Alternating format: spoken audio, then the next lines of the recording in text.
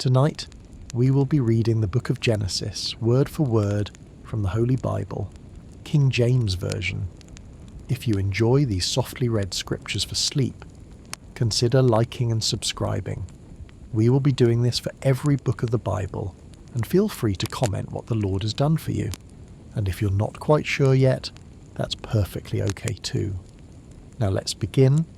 Genesis 1.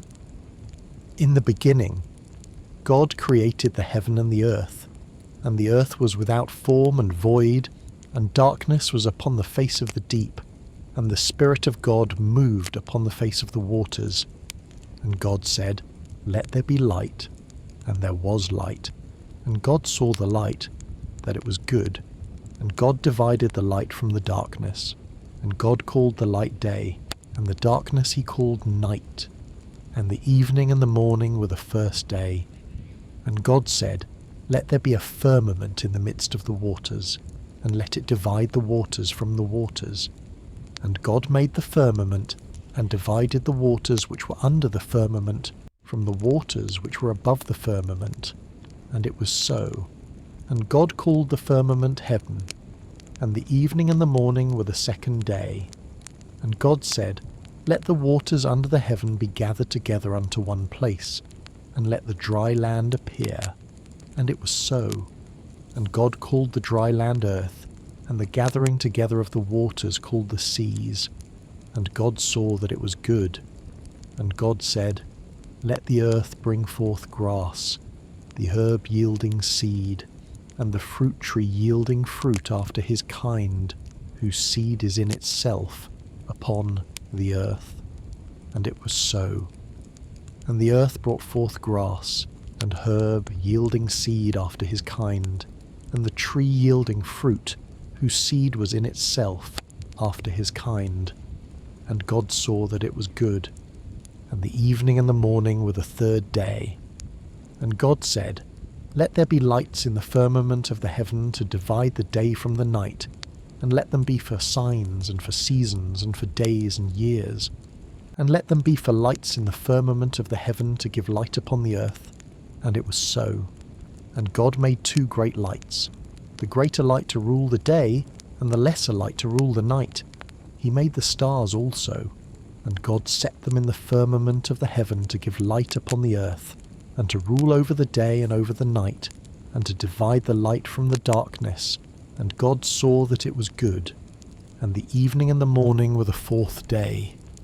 And God said, "Let the waters bring forth abundantly the moving creature that hath life, and fowl that may fly above the earth in the open firmament of heaven." And God created great whales, and every living creature that moveth, which the waters brought forth abundantly after their kind, and every winged fowl after his kind. And God saw that it was good. And God blessed them, saying, "Be fruitful, and multiply, and fill the waters in the seas, and let fowl multiply in the earth." And the evening and the morning were the fifth day. And God said, "Let the earth bring forth the living creature after his kind, cattle and creeping thing, and beast of the earth after his kind." And it was so. And God made the beast of the earth after his kind, and cattle after their kind, and everything that creepeth upon the earth after his kind. And God saw that it was good. And God said, "Let us make man in our image, after our likeness, and let them have dominion over the fish of the sea, and over the fowl of the air, and over the cattle, and over all the earth, and over every creeping thing that creepeth upon the earth." So God created man in his own image. In the image of God created he him, male and female created he them. And God blessed them. And God said unto them, "Be fruitful, and multiply, and replenish the earth, and subdue it, and have dominion over the fish of the sea, and over the fowl of the air, and over every living thing that moveth upon the earth." And God said, "Behold, I have given you every herb-bearing seed, which is upon the face of all the earth, and every tree, in the which is the fruit of a tree yielding seed. To you it shall be for meat, and to every beast of the earth, and to every fowl of the air, and to every thing that creepeth upon the earth, wherein there is life. I have given every green herb for meat. And it was so. And God saw everything that he had made, and behold, it was very good. And the evening and the morning were the sixth day. Genesis 2. Thus the heavens and the earth were finished, and all the host of them. And on the seventh day God ended his work which he had made. And he rested on the seventh day from all his work which he had made. And God blessed the seventh day and sanctified it, because that in it he had rested from all his work which God created and made. These are the generations of the heavens and of the earth when they were created, in the day that the Lord God made the earth and the heavens. And every plant of the field before it was in the earth, and every herb of the field before it grew, for the Lord God had not caused it to rain upon the earth, and there was not a man to till the ground. But there went up a mist from the earth, and watered the whole face of the ground. And the Lord God formed man of the dust of the ground, and breathed into his nostrils the breath of life, and man became a living soul. And the Lord God planted a garden eastward in Eden, and there he put the man whom he had formed. And out of the ground made the Lord God to grow every tree that is pleasant to the sight, and good for food, the tree of life also in the midst of the garden, and the tree of knowledge of good and evil. And a river went out of Eden to water the garden, and from thence it was parted, and became into 4 heads. The name of the first is Pison. That is it which compasseth the whole land of Havilah, where there is gold, and the gold of that land is good. There is bdellium and the onyx stone, and the name of the second river is Gihon. The same is it that compasseth the whole land of Ethiopia, and the name of the third river is Hiddekel, that is it which goeth toward the east of Assyria, and the fourth river is Euphrates. And the Lord God took the man, and put him into the garden of Eden to dress it and to keep it. And the Lord God commanded the man, saying, Of every tree of the garden thou mayest freely eat, but of the tree of the knowledge of good and evil thou shalt not eat of it. For in the day that thou eatest thereof thou shalt surely die. And the Lord God said, It is not good that the man should be alone. I will make him an help meet for him. And out of the ground the Lord God formed every beast of the field, and every fowl of the air, and brought them unto Adam to see what he would call them. And whatsoever Adam called every living creature, that was the name thereof. And Adam gave names to all cattle, and to the fowl of the air, and to every beast of the field. But for Adam there was not found an help meet for him. And the Lord God caused a deep sleep to fall upon Adam, and he slept. And he took one of his ribs, and closed up the flesh instead thereof. And the rib, which the Lord God had taken from man, made he a woman, and brought her unto the man. And Adam said, This is now bone of my bones, and flesh of my flesh. She shall be called woman, because she was taken out of man. Therefore shall a man leave his father and his mother, and shall cleave unto his wife, and they shall be one flesh. And they were both naked, the man and his wife, and were not ashamed. Genesis 3. Now the serpent was more subtle than any beast of the field which the Lord God had made. And he said unto the woman, Yea, hath God said, Ye shall not eat of every tree of the garden?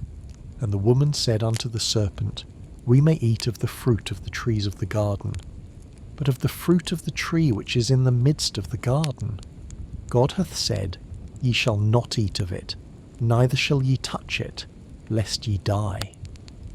And the serpent said unto the woman, Ye shall not surely die.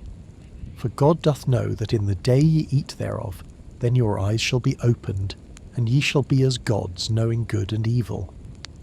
And when the woman saw that the tree was good for food, and that it was pleasant to the eyes, and a tree to be desired to make one wise, she took of the fruit thereof, and did eat, and gave also unto her husband with her, and he did eat. And the eyes of them both were opened, and they knew that they were naked, and they sewed fig leaves together, and made themselves aprons. And they heard the voice of the Lord God walking in the garden in the cool of the day. And Adam and his wife hid themselves from the presence of the Lord God amongst the trees of the garden. And the Lord God called unto Adam and said unto him, Where art thou? And he said, I heard thy voice in the garden, and I was afraid because I was naked, and I hid myself. And he said, Who told thee that thou wast naked? Hast thou eaten of the tree, whereof I commanded thee that thou shouldest not eat? And the man said, The woman whom thou gavest to be with me, she gave me of the tree, and I did eat. And the Lord God said unto the woman, What is this that thou hast done? And the woman said, The serpent beguiled me, and I did eat. And the Lord God said unto the serpent, Because thou hast done this, thou art cursed above all cattle, and above every beast of the field. Upon thy belly shalt thou go, and dust shalt thou eat all the days of thy life. And I will put enmity between thee and the woman, and between thy seed and her seed. It shall bruise thy head, and thou shalt bruise his heel. Unto the woman he said, I will greatly multiply thy sorrow and thy conception.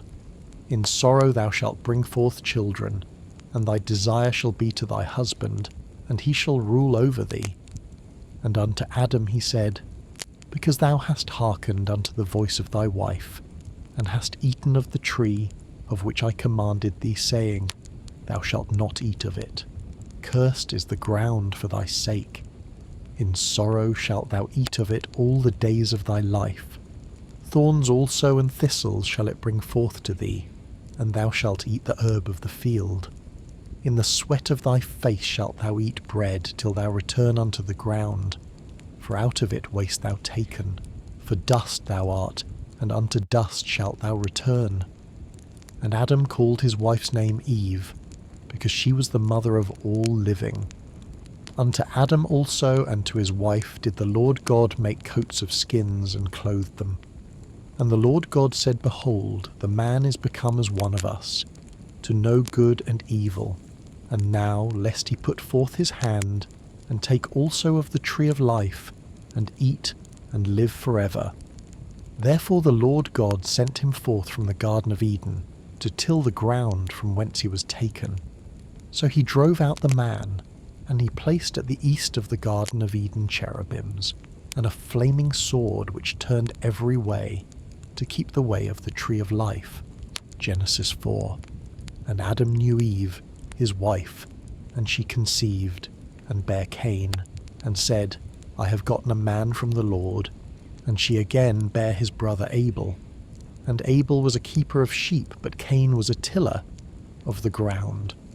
And in process of time it came to pass that Cain brought of the fruit of the ground an offering unto the Lord, and Abel he also brought of the firstlings of his flock and of the fat thereof. And the Lord had respect unto Abel and to his offering, but unto Cain and to his offering he had not respect. And Cain was very wroth, and his countenance fell. And the Lord said unto Cain, Why art thou wroth, and why is thy countenance fallen? If thou doest well, shalt thou not be accepted, and if thou doest not well, sin lieth at the door, and unto thee shall be his desire, and thou shalt rule over him. And Cain talked with Abel his brother, and it came to pass when they were in the field, that Cain rose up against Abel his brother, and slew him. And the Lord said unto Cain, Where is Abel thy brother? And he said, I know not, am I my brother's keeper? And he said, What hast thou done? The voice of thy brother's blood crieth unto me from the ground. And now art thou cursed from the earth, which hath opened her mouth to receive thy brother's blood from thy hand. When thou tillest the ground, it shall not henceforth yield unto thee her strength. A fugitive and a vagabond shalt thou be in the earth. And Cain said unto the Lord, My punishment is greater than I can bear. Behold, thou hast driven me out this day from the face of the earth, and from thy face shall I be hid, and I shall be a fugitive and a vagabond in the earth. And it shall come to pass that every one that findeth me shall slay me. And the Lord said unto him, Therefore whosoever slayeth Cain, vengeance shall be taken on him sevenfold. And the Lord set a mark upon Cain, lest any finding him should kill him. And Cain went out from the presence of the Lord, and dwelt in the land of Nod, on the east of Eden. And Cain knew his wife, and she conceived, and bare Enoch. And he builded a city, and called the name of the city, after the name of his son, Enoch. And unto Enoch was born Irad, and Irad begat Mehujael, and Mehujael begat Methusael, and Methusael begat Lamech. And Lamech took unto him 2 wives. The name of the one was Ada, and the name of the other Zillah. And Ada bare Jabal. He was the father of such as dwell in tents, and of such as have cattle. And his brother's name was Jubal. He was the father of all such as handle the harp and organ. And Zillah she also bare Tubal-Cain, an instructor of every artificer in brass and iron, and the sister of Tubal-Cain was Naamah. And Lamech said unto his wives, Ada and Zillah, hear my voice. Ye wives of Lamech, hearken unto my speech. For I have slain a man to my wounding, and a young man to my hurt. If Cain shall be avenged sevenfold, truly Lamech 70 and sevenfold. And Adam knew his wife again, and she bare a son, and called his name Seth. For God, said she, hath appointed me another seed instead of Abel, whom Cain slew. And to Seth, to him also there was born a son, and he called his name Enos. Then began men to call upon the name of the Lord. Genesis 5. This is the book of the generations of Adam. In the day that God created man, in the likeness of God made he him. Male and female created he them, and blessed them, and called their name Adam, in the day when they were created. And Adam lived 130 years, and begat a son in his own likeness, after his image, and called his name Seth. And the days of Adam after he had begotten Seth were 800 years, and he begat sons and daughters. And all the days that Adam lived were 930 years, and he died. And Seth lived 105 years, and begat Enos. And Seth lived after he begat Enos 807 years, and begat sons and daughters. And all the days of Seth were 912 years, and he died. And Enos lived 90 years, and begat Canaan. And Enos lived after he begat Canaan 815 years, and begat sons and daughters. And all the days of Enos were 905 years, and he died. And Canaan lived 70 years, and begat Mahalaleel. And Canaan lived after he begat Mahalaleel 840 years, and begat sons and daughters. And all the days of Canaan were 910 years, and he died. And Mahalaleel lived 65 years, and begat Jared. And Mahalaleel lived after he begat Jared 830 years, and begat sons and daughters. And all the days of Mahalaleel were 895 years, and he died. And Jared lived 162 years, and he begat Enoch. And Jared lived after he begat Enoch 800 years, and begat sons and daughters. And all the days of Jared were 962 years, and he died. And Enoch lived 65 years, and begat Methuselah. And Enoch walked with God after he begat Methuselah 300 years, and begat sons and daughters. And all the days of Enoch were 365 years. And Enoch walked with God, and he was not, for God took him. And Methuselah lived 187 years, and begat Lamech. And Methuselah lived after he begat Lamech 782 years, and begat sons and daughters. And all the days of Methuselah were 969 years, and he died. And Lamech lived 182 years, and begat a son. And he called his name Noah, saying, This same shall comfort us concerning our work and toil of our hands, because of the ground which the Lord hath cursed. And Lamech lived after he begat Noah 595 years, and begat sons and daughters. And all the days of Lamech were 777 years, and he died. And Noah was 500 years old, And Noah begat Shem, Ham, and Japheth. Genesis 6. And it came to pass, when men began to multiply on the face of the earth, and daughters were born unto them, that the sons of God saw the daughters of men that they were fair, and they took them, wives of all which they chose. And the Lord said, My spirit shall not always strive with man, for that he also is flesh, yet his days shall be 120 years. There were giants in the earth in those days, and also after that, when the sons of God came in unto the daughters of men, and they bare children to them, the same became mighty men which were of old, men of renown. And God saw that the wickedness of man was great in the earth, and that every imagination of the thoughts of his heart was only evil continually. And it repented the Lord that he had made man on the earth, and it grieved him at his heart. And the Lord said, I will destroy man whom I have created from the face of the earth, both man and beast, and the creeping thing, and the fowls of the air, for it repenteth me that I have made them. But Noah found grace in the eyes of the Lord. These are the generations of Noah. Noah was a just man and perfect in his generations, and Noah walked with God. And Noah begat 3 sons, Shem, Ham, and Japheth. The earth also was corrupt before God, and the earth was filled with violence. And God looked upon the earth, and behold, it was corrupt, for all flesh had corrupted his way upon the earth. And God said unto Noah, The end of all flesh is come before me, for the earth is filled with violence through them, and behold, I will destroy them with the earth. Make thee an ark of gopher wood.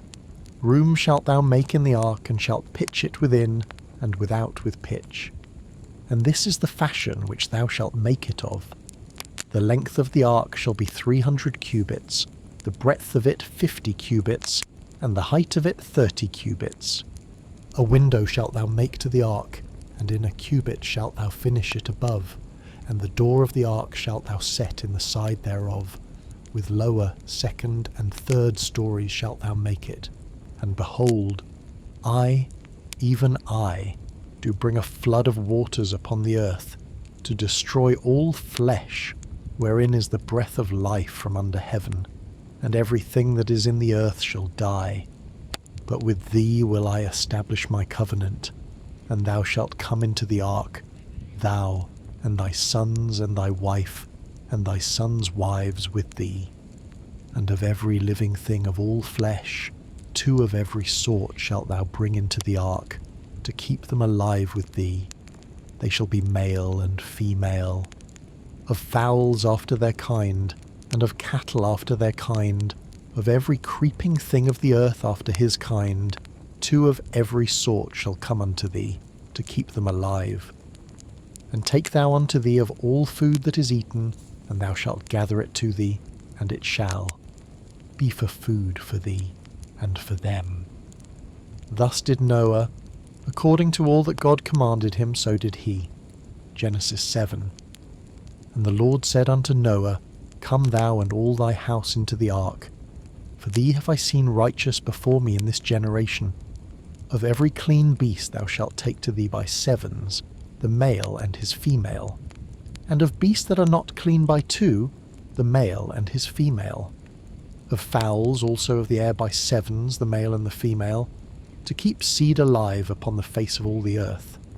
For yet 7 days, and I will cause it to rain upon the earth 40 days and 40 nights, and every living substance that I have made will I destroy from off the face of the earth.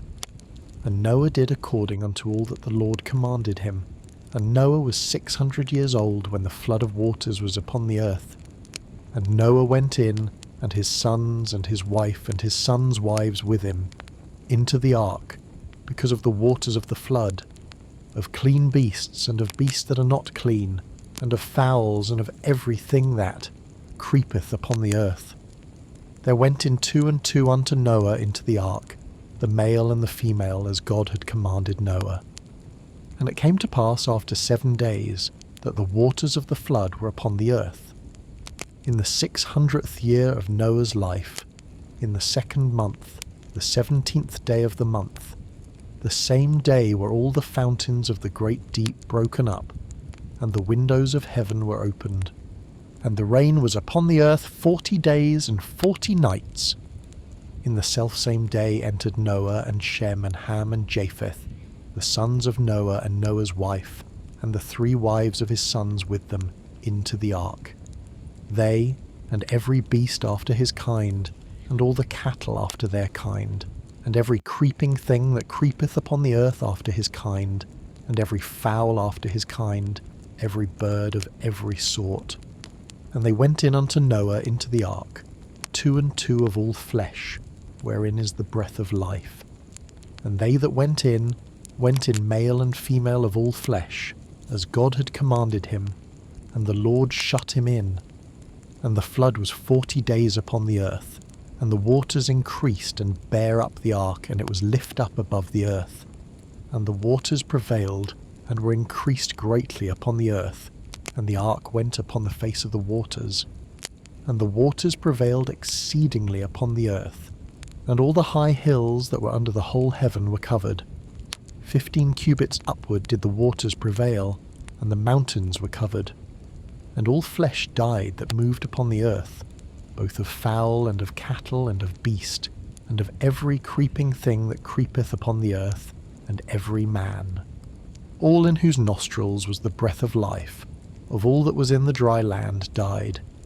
And every living substance was destroyed which was upon the face of the ground, both man and cattle, and the creeping things, and the fowl of the heaven. And they were destroyed from the earth. And Noah only remained alive, and they that were with him in the ark. And the waters prevailed upon the earth 150 days. Genesis 8.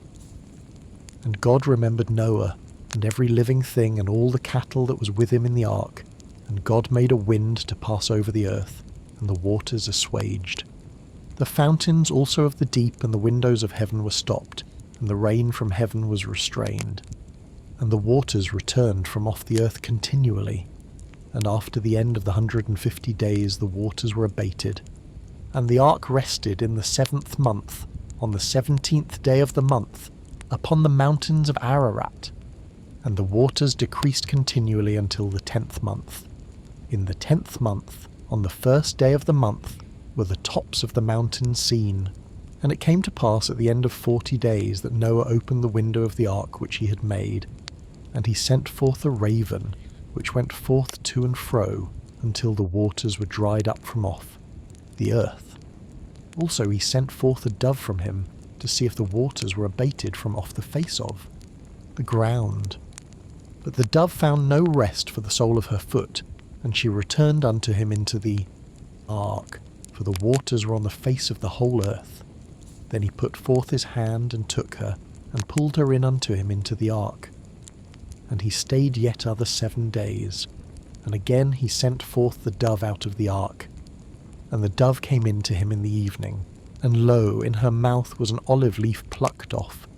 So Noah knew that the waters were abated from off the earth. And he stayed yet other 7 days, and sent forth the dove, which returned not again unto him any more. And it came to pass in the 601st year, in the 1st month, the 1st day of the month, the waters were dried up from off the earth. And Noah removed the covering of the ark, and looked, and behold, the face of the ground was dry. And in the 2nd month, on the 27th day of the month, was the earth dried. And God spake unto Noah, saying, Go forth of the ark, thou and thy wife, and thy sons' wives with thee. Bring forth with thee every living thing that is with thee, of all flesh, both of fowl and of cattle, and of every creeping thing that creepeth upon the earth, that they may breed abundantly in the earth, and be fruitful, and multiply upon the earth. And Noah went forth, and his sons and his wife and his sons' wives with him. Every beast, every creeping thing, and every fowl, and whatsoever creepeth upon the earth, after their kinds, went forth out of the ark. And Noah builded an altar unto the Lord, and took of every clean beast, and of every clean fowl, and offered burnt offerings on the altar. And the Lord smelled a sweet savour. And the Lord said in his heart, I will not again curse the ground any more for man's sake, for the imagination of man's heart is evil from his youth. Neither will I again smite any more everything living as I have done.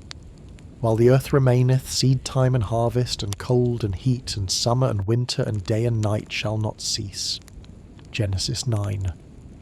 And God blessed Noah and his sons, and said unto them, Be fruitful, and multiply, and replenish the earth. And the fear of you and the dread of you shall be upon every beast of the earth, and upon every fowl of the air, upon all that moveth upon the earth, and upon all the fishes of the sea. Into your hand are they delivered. Every moving thing that liveth shall be meat for you. Even as the green herb have I given you all things. But flesh with the life thereof, which is the blood thereof, shall ye not eat. And surely your blood of your lives will I require. At the hand of every beast will I require it, and at the hand of man. At the hand of every man's brother will I require the life of man. Whoso sheddeth man's blood, by man shall his blood be shed. For in the image of God made he man. And you, be ye fruitful, and multiply. Bring forth abundantly in the earth, and multiply therein. And God spake unto Noah, and to his sons with him, saying, And I, behold, I establish my covenant with you, and with your seed after you, and with every living creature that is with you, of the fowl, of the cattle, and of every beast of the earth with you, from all that go out of the ark to every beast of the earth. And I will establish my covenant with you, neither shall all flesh be cut off any more by the waters of a flood, neither shall there any more be a flood to destroy the earth. And God said, This is the token of the covenant which I make between me and you, and every living creature that is with you, for perpetual generations. I do set my bow in the cloud, and it shall be for a token of a covenant between me and the earth. And it shall come to pass, when I bring a cloud over the earth, that the bow shall be seen in the cloud. And I will remember my covenant, which is between me and you and every living creature of all flesh. And the waters shall no more become a flood to destroy all flesh. And the bow shall be in the cloud. And I will look upon it, that I may remember the everlasting covenant between God and every living creature of all flesh that is upon the earth. And God said unto Noah, This is the token of the covenant, which I have established between me and all flesh that is upon the earth. And the sons of Noah that went forth of the ark were Shem, and Ham, and Japheth. And Ham is the father of Canaan. These are the 3 sons of Noah, and of them was the whole earth overspread. And Noah began to be an husbandman, and he planted a vineyard. And he drank of the wine, and was drunken, and he was uncovered within his tent. And Ham, the father of Canaan, saw the nakedness of his father, and told his 2 brethren without. And Shem and Japheth took a garment, and laid it upon both their shoulders, and went backward, and covered the nakedness of their father, and their faces were backward, and they saw not their father's nakedness. And Noah awoke from his wine, and knew what his younger son had done unto him. And he said, Cursed be Canaan, the servant of servants shall he be unto his brethren. And he said, Blessed be the Lord God of Shem, and Canaan shall be his servant. God shall enlarge Japheth, and he shall dwell in the tents of Shem, and Canaan shall be his servant. And Noah lived after the flood 350 years. And all the days of Noah were 950 years, and he died. Genesis 10. Now these are the generations of the sons of Noah, Shem, Ham, and Japheth. And unto them were sons born after the flood. The sons of Japheth, Gomer, and Magog, and Madai, and Javan, and Tubal, and Meshech, and Tiras. And the sons of Gomer, Ashkenaz, and Riphath, and Togarmah. And the sons of Javan, Elisha, and Tarshish, Kittim, and Dodanim. By these were the isles of the Gentiles divided in their lands, every one after his tongue, after their families in their nations. And the sons of Ham, Cush, and Mizraim, and Phut, and Canaan. And the sons of Cush, Seba, and Havilah, and Sabta, and Ramah, and Sabtesha, and the sons of Ramah, Sheba, and Dedan. And Cush begat Nimrod. He began to be a mighty one in the earth. He was a mighty hunter before the Lord. Wherefore it is said, even as Nimrod the mighty hunter before the Lord. And the beginning of his kingdom was Babel, and Erech, and Akkad, and Calneh, in the land of Shinar. Out of that land went forth Asher, and builded Nineveh, and the city Rehoboth, and Calah, and Resen between Nineveh and Calah. The same is a great city. And Mizraim begat Ludim, and Anamim, and Lehabim, and Naphtuhim, and Pathrusim, and Casluhim, out of whom came Philistim, and Caphtorim. And Canaan begat Sidon his firstborn, and Heth, and the Jebusite, and the Amorite, and the Girgasite, and the Hivite, and the Archite, and the Sinite, and the Arvadite, and the Zemarite, and the Hamathite. And afterward were the families of the Canaanites spread abroad. And the border of the Canaanites was from Sidon, as thou comest to Gerar, unto Gaza, as thou goest, unto Sodom, and Gomorrah, and Admah, and Zeboim, even unto Lasha. These are the sons of Ham, after their families, after their tongues, in their countries and in their nations. Unto Shem also, the father of all the children of Eber, the brother of Japheth the elder, even to him were children born. The children of Shem, Elam, and Asher, and Arphaxad, and Lud, and Aram. And the children of Aram, Uz, and Hul, and Gether, and Mash. And Arphaxad begat Salah, and Salah begat Eber. And unto Eber were born 2 sons. The name of one was Peleg, for in his days was the earth divided, and his brother's name was Joktan. And Joktan begat Almadad, and Sheleph, and Hazarmaveth, and Jerah, and Hadaram, and Uzal, and Dikla, and Obal, and Abimael, and Sheba, and Ophir, and Havilah, and Jobab. All these were the sons of Joktan, and their dwelling was from Mesha, as thou goest unto Sephar, a mount of the east.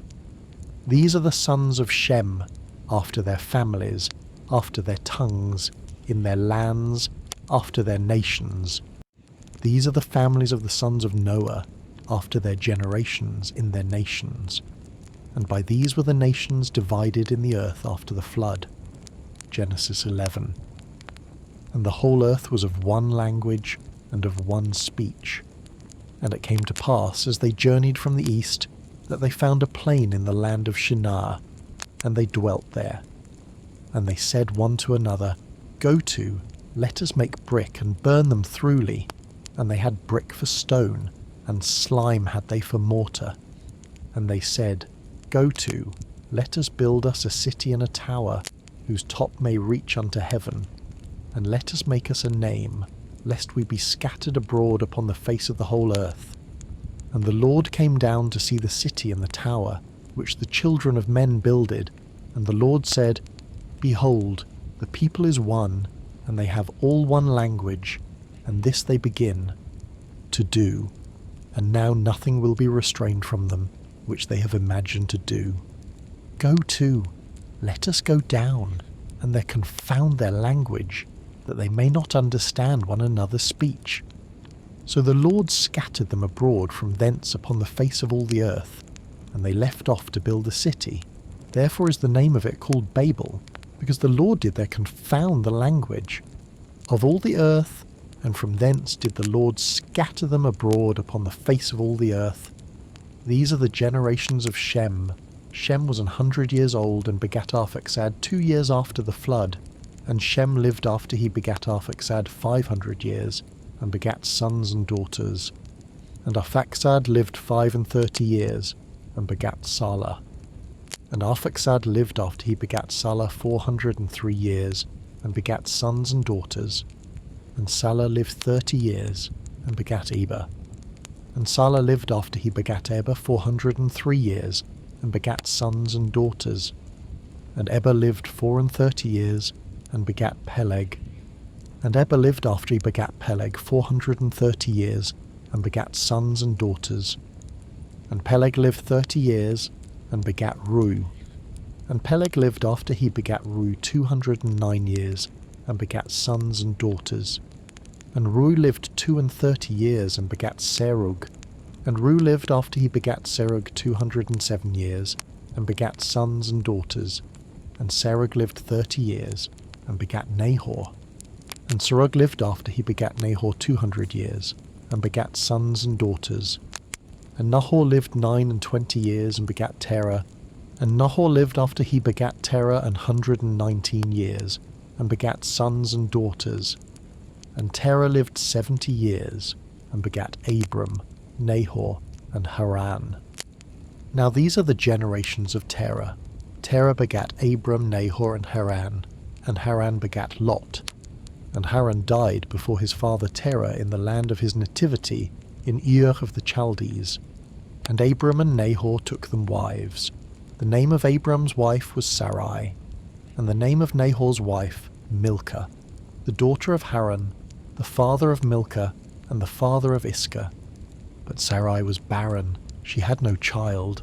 And Terah took Abram his son, and Lot the son of Haran his son's son, and Sarai his daughter-in-law, his son Abram's wife. And they went forth with them from Ur of the Chaldees, to go into the land of Canaan. And they came unto Haran, and dwelt there. And the days of Terah were 205 years, and Terah died in Haran. Genesis 12. Now the Lord had said unto Abram, Get thee out of thy country, and from thy kindred, and from thy father's house, unto a land that I will show thee. And I will make of thee a great nation, and I will bless thee, and make thy name great, and thou shalt be a blessing.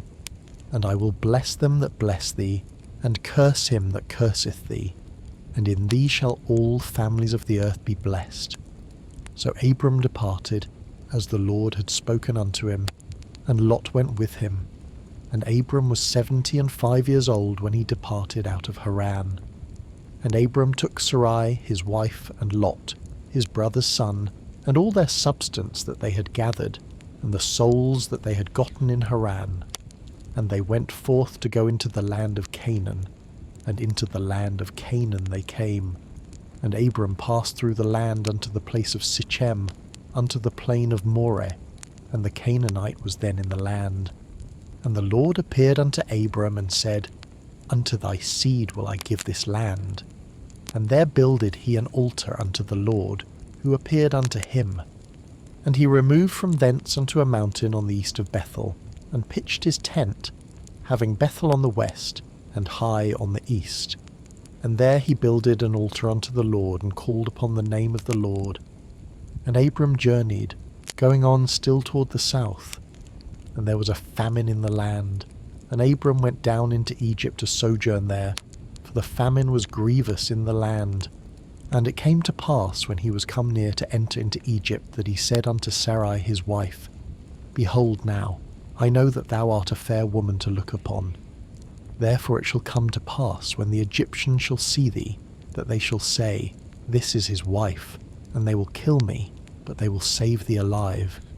Say, I pray thee, thou art my sister, that it may be well with me for thy sake, and my soul shall live because of thee. And it came to pass that, when Abram was come into Egypt, the Egyptians beheld the woman that she was very fair. The princes also of Pharaoh saw her, and commended her before Pharaoh, and the woman was taken into Pharaoh's house. And he entreated Abram well for her sake, and he had sheep, and oxen, and he asses, and menservants and maidservants, and she-asses, and camels.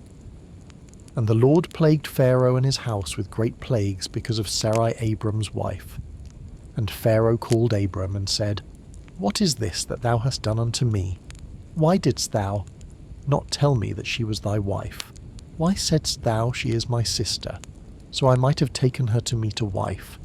Now therefore behold thy wife, take her, and go thy way. And Pharaoh commanded his men concerning him, and they sent him away, and his wife, and all that he had. Genesis 13. And Abram went up out of Egypt, he and his wife, and all that he had, and Lot with him, into the south. And Abram was very rich in cattle, in silver, and in gold. And he went on his journeys from the south even to Bethel, unto the place where his tent had been at the beginning, between Bethel and Hai, unto the place of the altar which he had made there at the first. And there Abram called on the name of the Lord, and Lot also, which went with Abram, had flocks and herds and tents, and the land was not able to bear them, that they might dwell together, for their substance was great, so that they could not dwell together. And there was a strife between the herdmen of Abram's cattle and the herdmen of Lot's cattle, and the Canaanite and the Perizzite dwelled then in the land. And Abram said unto Lot, Let there be no strife, I pray thee, between me and thee, and between my herdmen and thy herdmen, for we be brethren. Is not the whole land before thee? Separate thyself, I pray thee, from me. If thou wilt take the left hand, then I will go to the right, or if thou depart to the right hand, then I will go to the left. And Lot lifted up his eyes, and beheld all the plain of Jordan, that it was well watered everywhere, before the Lord destroyed Sodom and Gomorrah, even as the garden of the Lord, like the land of Egypt, as thou comest unto Zoar. Then Lot chose him all the plain of Jordan, and Lot journeyed east, and they separated themselves the one from the other. Abram dwelled in the land of Canaan, and Lot dwelled in the cities of the plain, and pitched his tent toward Sodom. But the men of Sodom were wicked and sinners before the Lord exceedingly. And the Lord said unto Abram, after that Lot was separated from him, Lift up now thine eyes, and look from the place where thou art northward, and southward, and eastward, and westward. For all the land which thou seest, to thee will I give it, and to thy seed forever. And I will make thy seed as the dust of the earth, so that if a man can number the dust of the earth, then shall thy seed also be numbered. Arise, walk through the land in the length of it and in the breadth of it, for I will give it unto thee. Then Abram removed his tent and came and dwelt in the plain of Mamre, which is in Hebron, and built there an altar unto the Lord. Genesis 14. And it came to pass in the days of Amraphel king of Shinar, Arioch king of Elasar, Chedorlaomer king of Elam, and Tidal king of nations, that these made war with Bera king of Sodom, and with Bersha king of Gomorrah, Shinab king of Admah, and Shemeba king of Zeboim, and the king of Bela, which is Zoar. All these were joined together in the vale of Siddim, which is the salt sea. 12 years they served Chedorlaomer, and in the 13th year they rebelled. And in the 14th year came Chedorlaomer, and the kings that were with him, and smote the Rephaims in Ashtroth Karnaim, and the Zuzims in Ham, and the Emims in Shaveh-Kiriathaim, and the Horites in their Mount Seir, unto Elparan, which is by the wilderness. And they returned, and came to En-Mishpat, which is Kadesh, and smote all the country of the Amalekites, and also the Amorites, that dwelt in Hazezon Tamar. And there went out the king of Sodom, and the king of Gomorrah, and the king of Admah, and the king of Zeboim, and the king of Bela, the same as Zoar, and they joined battle with them in the vale of Siddim, with Chedorlaomer the king of Elam, and with Tidal king of nations, and Amraphel king of Shinar, and Arioch king of Elasar, 4 kings with 5. And the vale of Siddim was full of slime pits, and the kings of Sodom and Gomorrah fled, and fell there. And they that remained fled to the mountain. And they took all the goods of Sodom and Gomorrah, and all their victuals, and went their way. And they took Lot, Abram's brother's son, who dwelt in Sodom, and his goods, and departed. And there came one that had escaped, and told Abram the Hebrew, for he dwelt in the plain of Mamre the Amorite, brother of Eshcol, and brother of Aner, and these were confederate with Abram. And when Abram heard that his brother was taken captive, he armed his trained servants, born in his own house, 318, and pursued them unto Dan. And he divided himself against them, he and his servants by night, and smote them, and pursued them unto Hobah, which is on the left hand of Damascus. And he brought back all the goods, and also brought again his brother Lot, and his goods, and the women also, and the people. And the king of Sodom went out to meet him after his return from the slaughter of Chedorlaomer, and of the kings that were with him at the valley of Shaveh, which is the king's dale. And Melchizedek, king of Salem, brought forth bread and wine, and he was the priest of the Most High God. And he blessed him, and said, Blessed be Abram of the Most High God, possessor of heaven and earth, and blessed be the Most High God, which hath delivered thine enemies into thy hand. And he gave him tithes of all. And the king of Sodom said unto Abram, Give me the persons, and take the goods to thyself. And Abram said to the king of Sodom, I have lift up mine hand unto the Lord, the Most High God, the possessor of heaven and earth, that I will not take from a thread even to a shoe latchet, and that I will not take anything that is thine, lest thou shouldest say, I have made Abram rich.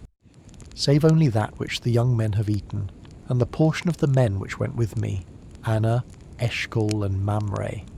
Let them take their portion. Genesis 15. After these things the word of the Lord came unto Abram in a vision, saying, Fear not, Abram. I am thy shield and thy exceeding great reward. And Abram said, Lord God, what wilt thou give me, seeing I go childless, and the steward of my house is this Eliezer of Damascus? And Abram said, Behold, to me thou hast given no seed, and lo, one born in my house is mine heir. And behold, the word of the Lord came unto him, saying, This shall not be thine heir, but he that shall come forth out of thine own bowels shall be thine heir. And he brought him forth abroad, and said, Look now toward heaven, and tell the stars, if thou be able to number them. And he said unto him, So shall thy seed be. And he believed in the Lord, and he counted it to him for righteousness.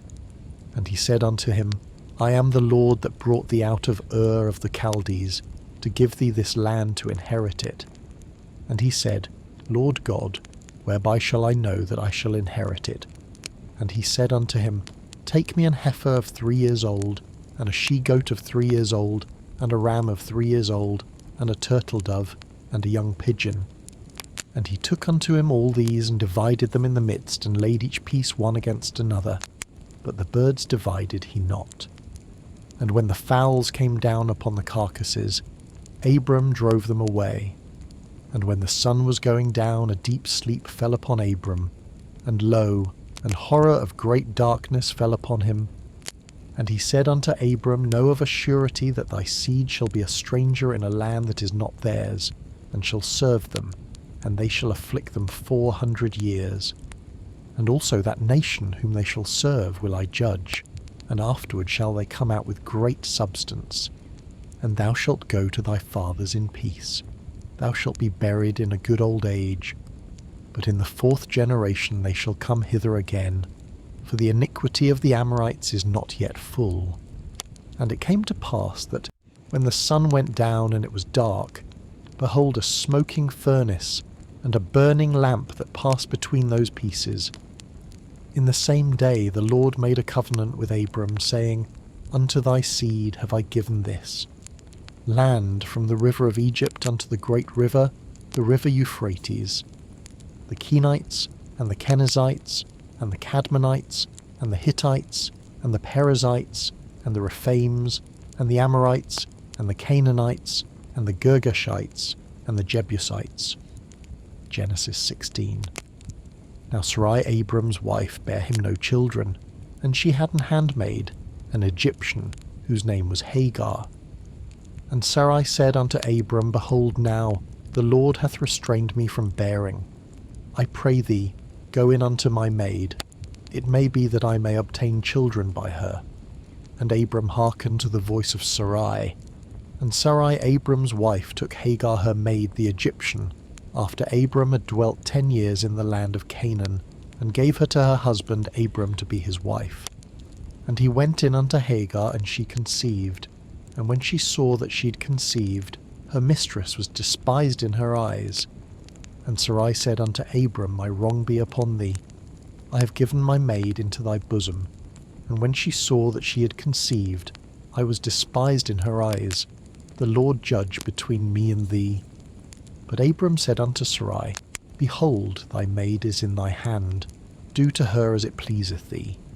And when Sarai dealt hardly with her, she fled from her face. And the angel of the Lord found her by a fountain of water in the wilderness, by the fountain in the way to Shur. And he said, Hagar, Sarai's maid, whence camest thou, and whither wilt thou go? And she said, I flee from the face of my mistress Sarai. And the angel of the Lord said unto her, Return to thy mistress, and submit thyself under her hands. And the angel of the Lord said unto her, I will multiply thy seed exceedingly, that it shall not be numbered for multitude. And the angel of the Lord said unto her, Behold, thou art with child, and shalt bear a son, and shalt call his name Ishmael, because the Lord hath heard thy affliction. And he will be a wild man. His hand will be against every man, and every man's hand against him, and he shall dwell in the presence of all his brethren. And she called the name of the Lord that spake unto her, Thou God seest me. For she said, Have I also here looked after him that seeth me?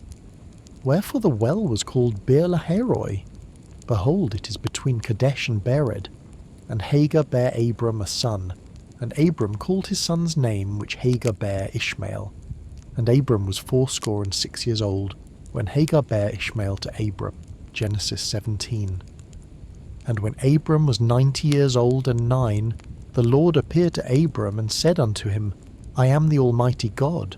Walk before me, and be thou perfect. And I will make my covenant between me and thee, and will multiply thee exceedingly. And Abram fell on his face.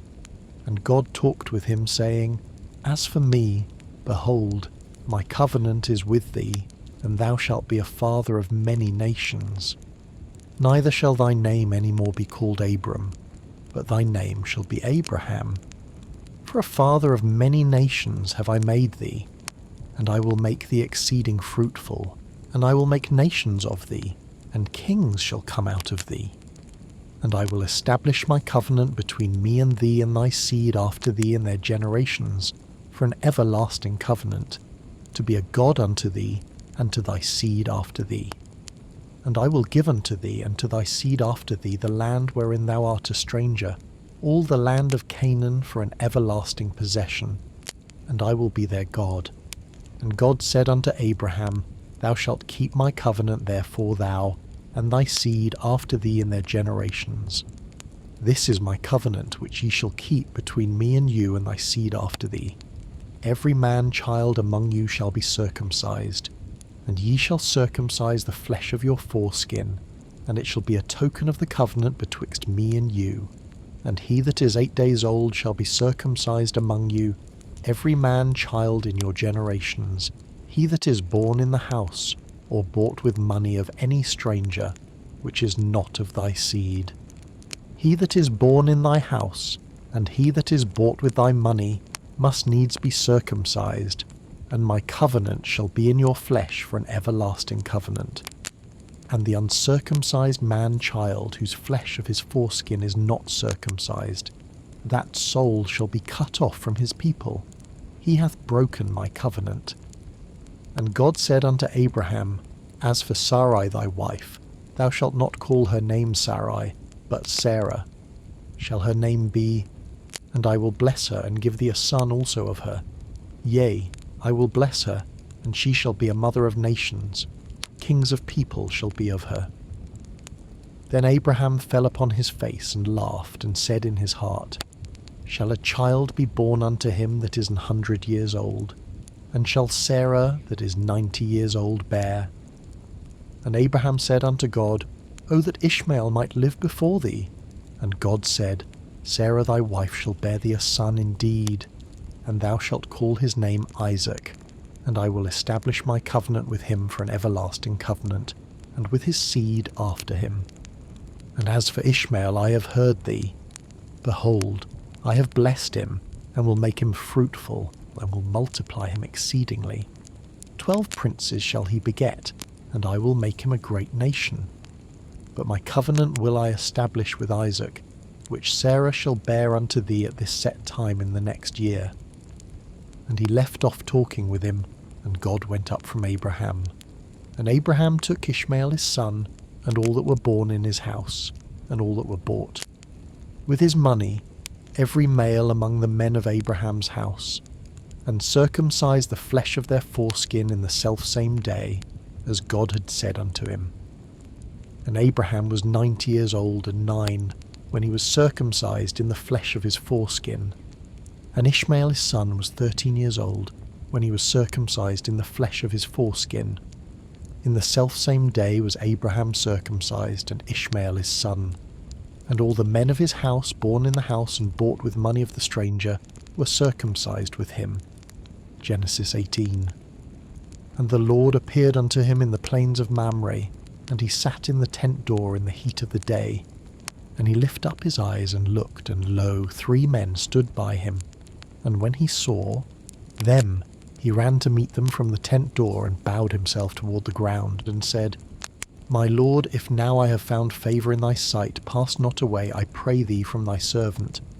Let a little water, I pray you, be fetched, and wash your feet, and rest yourselves under the tree. And I will fetch a morsel of bread, and comfort ye your hearts. After that ye shall pass on, for therefore are ye come to your servant. And they said, So do as thou hast said. And Abraham hastened into the tent unto Sarah, and said, Make ready quickly 3 measures of fine meal, knead it, and make cakes upon the hearth. And Abraham ran unto the herd, and fetched a calf tender and good, and gave it unto a young man, and he hasted to dress it. And he took butter and milk, and the calf which he had dressed, and set it before them. And he stood by them under the tree, and they did eat. And they said unto him, Where is Sarah thy wife? And he said, Behold, in the tent. And he said, I will certainly return unto thee according to the time of life. And lo, Sarah thy wife shall have a son. And Sarah heard it in the tent door, which was behind him. Now Abraham and Sarah were old and well stricken in age, and it ceased to be with Sarah after the manner of women. Therefore Sarah laughed within herself, saying, After I am waxed old, shall I have pleasure, my Lord being old also? And the Lord said unto Abraham, Wherefore did Sarah laugh, saying, Shall I of a surety bear a child, which am old? Is anything too hard for the Lord? At the time appointed I will return unto thee according to the time of life, and Sarah shall have a son. Then Sarah denied, saying, I laughed not, for she was afraid. And he said, Nay, but thou didst laugh. And the men rose up from thence and looked towards Sodom, and Abraham went with them to bring them on the way. And the Lord said, Shall I hide from Abraham that thing which I do? Seeing that Abraham shall surely become a great and mighty nation, and all the nations of the earth shall be blessed in him. For I know him, that he will command his children and his household after him, and they shall keep the way of the Lord to do justice and judgment, that the Lord may bring upon Abraham that which he hath spoken of him. And the Lord said, Because the cry of Sodom and Gomorrah is great, and because their sin is very grievous, I will go down now, and see whether they have done altogether according to the cry of it, which is come unto me, and if not, I will know. And the men turned their faces from thence, and went towards Sodom. But Abraham stood yet before the Lord. And Abraham drew near, and said, Wilt thou also destroy the righteous with the wicked? Peradventure there be 50 righteous within the city. Wilt thou also destroy and not spare the place for the 50 righteous that are therein? That be far from thee to do after this manner, to slay the righteous with the wicked, and that the righteous should be as the wicked, that be far from thee. Shall not the judge of all the earth do right? And the Lord said, If I find in Sodom 50 righteous within the city, then I will spare all the place for their sakes. And Abraham answered and said, Behold now, I have taken upon me to speak unto the Lord, which am but dust and ashes. Peradventure there shall lack 5 of the 50 righteous. Wilt thou destroy all the city for lack of 5? And he said, If I find there 40 and 5, I will not destroy it. And he spake unto him yet again, and said, Peradventure there shall be 40 found there. And he said, I will not do it for 40's sake. And he said unto him, O let not the Lord be angry, and I will speak. Peradventure there shall 30 be found there. And he said, I will not do it, if I find 30 there. And he said, Behold now, I have taken upon me to speak unto the Lord. Peradventure there shall be 20 found there. And he said, I will not destroy it for 20's sake. And he said, O let not the Lord be angry, and I will speak yet but this once. Peradventure 10 shall be found there. And he said, I will not destroy it for 10's sake. And the Lord went his way as soon as he had left communing with Abraham. And Abraham returned unto his place. Genesis 19. And there came 2 angels to Sodom at even, and Lot sat in the gate of Sodom. And Lot, seeing them, rose up to meet them. And he bowed himself with his face toward the ground. And he said, Behold now, my lords, turn in, I pray you, into your servant's house, and tarry all night, and wash your feet, and ye shall rise up early and go on your ways. And they said, Nay, but we will abide in the street all night. And he pressed upon them greatly, and they turned in unto him, and entered into his house. And he made them a feast, and did bake unleavened bread, and they did eat. But before they lay down, the men of the city, even the men of Sodom, compassed the house round, both old and young, all the people from every quarter. And they called unto Lot, and said unto him, Where are the men which came into thee this night? Bring them out unto us, that we may know them. And Lot went out at the door unto them, and shut the door after him, and said, I pray you, brethren, do not so wickedly. Behold now, I have 2 daughters, which have not known man. Let me, I pray you, bring them out unto you, and do ye to them as is good in your eyes. Only unto these men do nothing, for therefore came they under the shadow of my roof. And they said, Stand back. And they said again, This one fellow came in to sojourn, and he will needs be a judge. Now will we deal worse with thee than with them. And they pressed sore upon the man, even Lot, and came near to break the door. But the men put forth their hand, and pulled Lot into the house to them, and shut to the door. And they smote the men that were at the door of the house with blindness, both small and great, so that they wearied themselves to find the door. And the men said unto Lot, Hast thou here any besides, son-in-law, and thy sons and thy daughters, and whatsoever thou hast in the city, bring them out of this place. For we will destroy this place, because the cry of them is waxen great before the face of the Lord, and the Lord hath sent us to destroy it. And Lot went out, and spake unto his sons-in-law, which married his daughters, and said, Up, get you out of this place, for the Lord will destroy this city. But he seemed as one that mocked unto his sons-in-law. And when the morning arose, then the angels hastened Lot, saying, Arise, take thy wife, and thy 2 daughters, which are here, lest thou be consumed in the iniquity of the city. And while he lingered, the men laid hold upon his hand, and upon the hand of his wife, and upon the hand of his 2 daughters, the Lord being merciful unto him. And they brought him forth, and set him without the city. And it came to pass, when they had brought them forth abroad, that he said, Escape for thy life, look not behind thee, neither stay thou in all the plain, escape to the mountain, lest thou be consumed. And Lot said unto them, O not so, my lord. Behold now, thy servant hath found grace in thy sight, and thou hast magnified thy mercy, which thou hast showed unto me in saving my life. And I cannot escape to the mountain, lest some evil take me, and I die. Behold now, this city is near to flee unto, and it is a little one. O let me escape thither. Is it not a little one? And my soul shall live. And he said unto him, See, I have accepted thee concerning this thing also, that I will not overthrow this city, for the which thou hast spoken. Haste thee, escape thither, for I cannot do anything till thou be come thither. Therefore the name of the city was called Zor. The sun was risen upon the earth when Lot entered into Zor. Then the Lord rained upon Sodom and upon Gomorrah brimstone and fire from the Lord out of heaven, and he overthrew those cities, and all the plain, and all the inhabitants of the cities, and that which grew upon the ground. But his wife looked back from behind him, and she became a pillar of salt. And Abraham gat up early in the morning to the place where he stood before the Lord, and he looked toward Sodom and Gomorrah, and toward all the land of the plain, and beheld, and lo, the smoke of the country went up as the smoke of a furnace. And it came to pass, when God destroyed the cities of the plain, that God remembered Abraham, and sent Lot out of the midst of the overthrow, when he overthrew the cities in the which Lot dwelt. And Lot went up out of Zoar, and dwelt in the mountain, and his 2 daughters with him.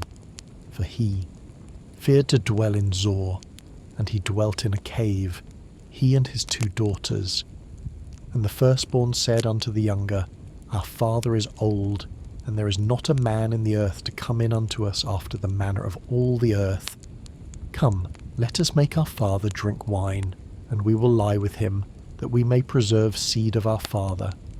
And they made their father drink wine that night.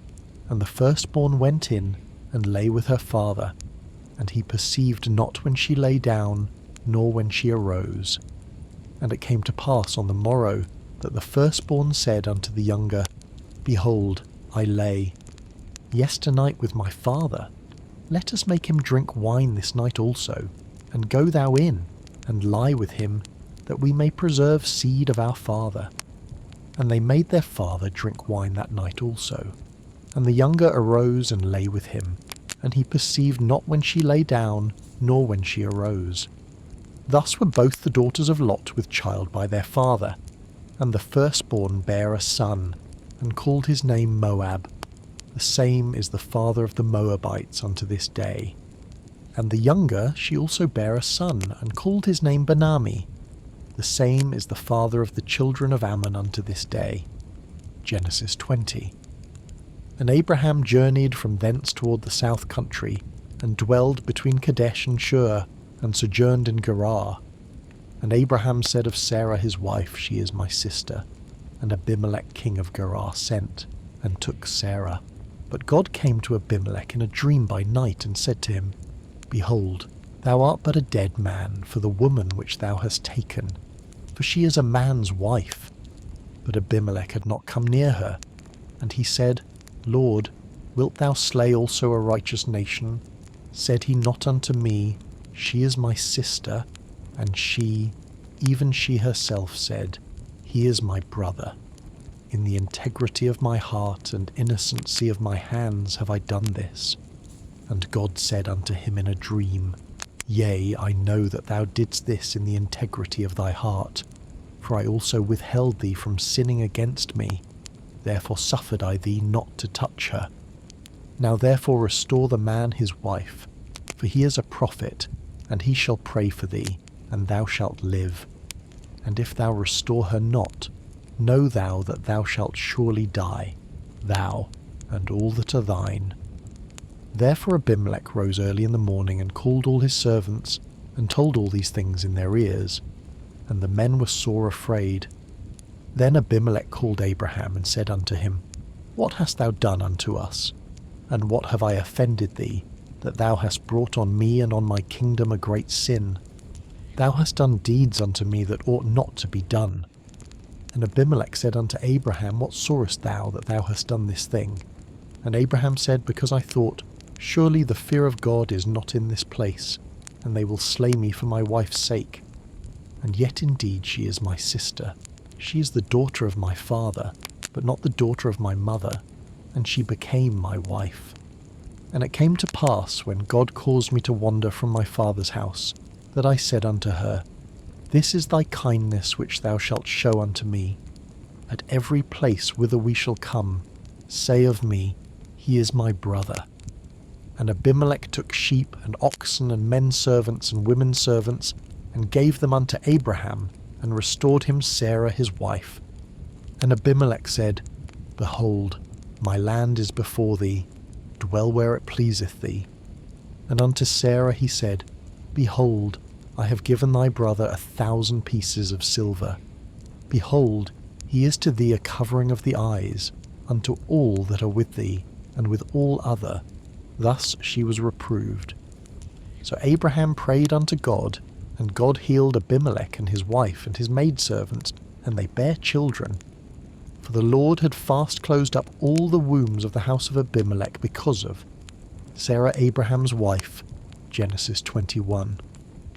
And the Lord visited Sarah as he had said, and the Lord did unto Sarah as he had spoken. For Sarah conceived and bare Abraham a son in his old age, at the set time of which God had spoken to him. And Abraham called the name of his son that was born unto him, whom Sarah bare to him, Isaac. And Abraham circumcised his son Isaac, being 8 days old, as God had commanded him. And Abraham was 100 years old, when his son Isaac was born unto him. And Sarah said, God hath made me to laugh, so that all that hear will laugh with me. And she said, Who would have said unto Abraham that Sarah should have given children suck? For I have borne him a son in his old age. And the child grew and was weaned, and Abraham made a great feast the same day that Isaac was weaned. And Sarah saw the son of Hagar the Egyptian, which she had borne unto Abraham, mocking. Wherefore she said unto Abraham, Cast out this bondwoman and her son, for the son of this bondwoman shall not be heir with my son, even with Isaac. And the thing was very grievous in Abraham's sight because of his son. And God said unto Abraham, Let it not be grievous in thy sight because of the lad, and because of thy bondwoman. In all that Sarah hath said unto thee, hearken unto her voice, for in Isaac shall thy seed be called. And also of the son of the bondwoman will I make a nation, because he is thy seed. And Abraham rose up early in the morning, and took bread and a bottle of water, and gave it unto Hagar, putting it on her shoulder, and the child, and sent her away. And she departed, and wandered in the wilderness of Beersheba. And the water was spent in the bottle, and she cast the child under one of the shrubs.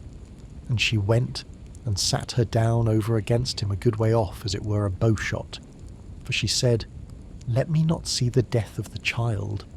And she sat over against him, and lifted up her voice, and wept. And God heard the voice of the lad, and the angel of God called to Hagar out of heaven, and said unto her, What aileth thee, Hagar? Fear not, for God hath heard the voice of the lad where he is. Arise, lift up the lad, and hold him in thine hand, for I will make him a great nation. And God opened her eyes, and she saw a well of water, and she went, and filled the bottle with water, and gave the lad drink. And God was with the lad, and he grew, and dwelt in the wilderness, and became an archer. And he dwelt in the wilderness of Paran. And his mother took him a wife out of the land of Egypt. And it came to pass at that time, that Abimelech and Phicol, the chief captain of his host, spake unto Abraham, saying, God is with thee in all that thou doest. Now therefore swear unto me here by God, that thou wilt not deal falsely with me, nor with my son, nor with my son's son. But according to the kindness that I have done unto thee, thou shalt do unto me, and to the land wherein thou hast sojourned. And Abraham said, I will swear. And Abraham reproved Abimelech because of a well of water, which Abimelech's servants had violently taken away. And Abimelech said, I wot not who hath done this thing, neither didst thou tell me, neither yet heard I of it, but today. And Abraham took sheep and oxen, and gave them unto Abimelech, and both of them made up a covenant. And Abraham set 7 ewe lambs of the flock by themselves. And Abimelech said unto Abraham, What mean these 7 ewe lambs which thou hast set by themselves? And he said, For these 7 ewe lambs shalt thou take of my hand, that they may be a witness unto me, that I have digged this well. Wherefore he called that place Beersheba, because there they sware both of them. Thus they made a covenant at Beersheba. Then Abimelech rose up, and Phicol, the chief captain of his host, and they returned into the land of the Philistines. And Abraham planted a grove in Beersheba, and called there on the name of the Lord, the everlasting God. And Abraham sojourned in the Philistines' land many days. Genesis 22. And it came to pass after these things that God did tempt Abraham, and said unto him, Abraham.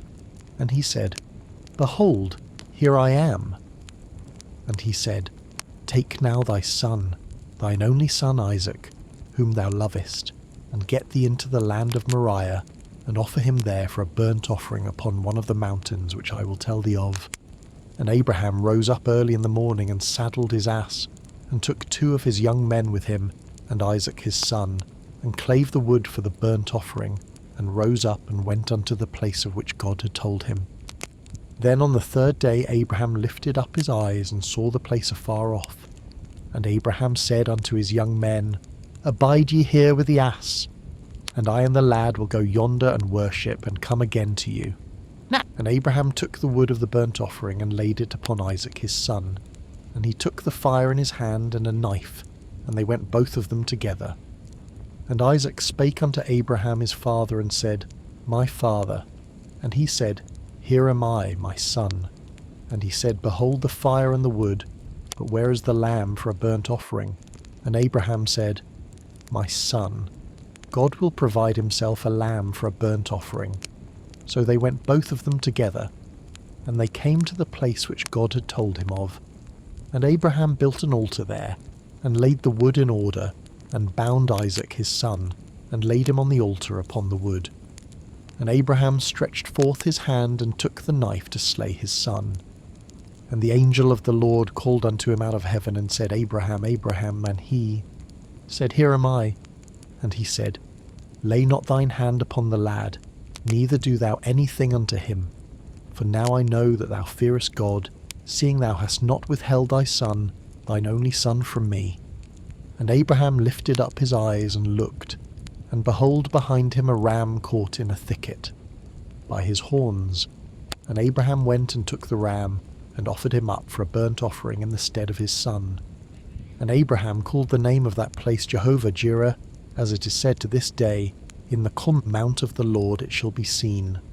And the angel of the Lord called unto Abraham out of heaven the 2nd time, and said, By myself have I sworn, saith the Lord, for because thou hast done this thing, and hast not withheld thy son, thine only son, that in blessing I will bless thee, and in multiplying I will multiply thy seed as the stars of the heaven, and as the sand which is upon the sea shore. And thy seed shall possess the gate of his enemies. And in thy seed shall all the nations of the earth be blessed, because thou hast obeyed my voice. So Abraham returned unto his young men, and they rose up and went together to Beersheba, and Abraham dwelt at Beersheba. And it came to pass after these things, that it was told Abraham, saying, Behold, Milcah, she hath also borne children unto thy brother Nahor, Huz his firstborn, and Buz his brother, and Kemuel the father of Aram, and Chesed, and Hasso, and Pildash, and Jidlaph, and Bethuel. And Bethuel begat Rebekah. These 8 Milcah did bear to Nahor, Abraham's brother. And his concubine, whose name was Reumah, she bare also Tebah, and Gaham, and Thahash, and Matcha. Genesis 23. And Sarah was 127 years old. These were the years of the life of Sarah. And Sarah died in Kiriath-arba. The same is Hebron in the land of Canaan. And Abraham came to mourn for Sarah, and to weep for her.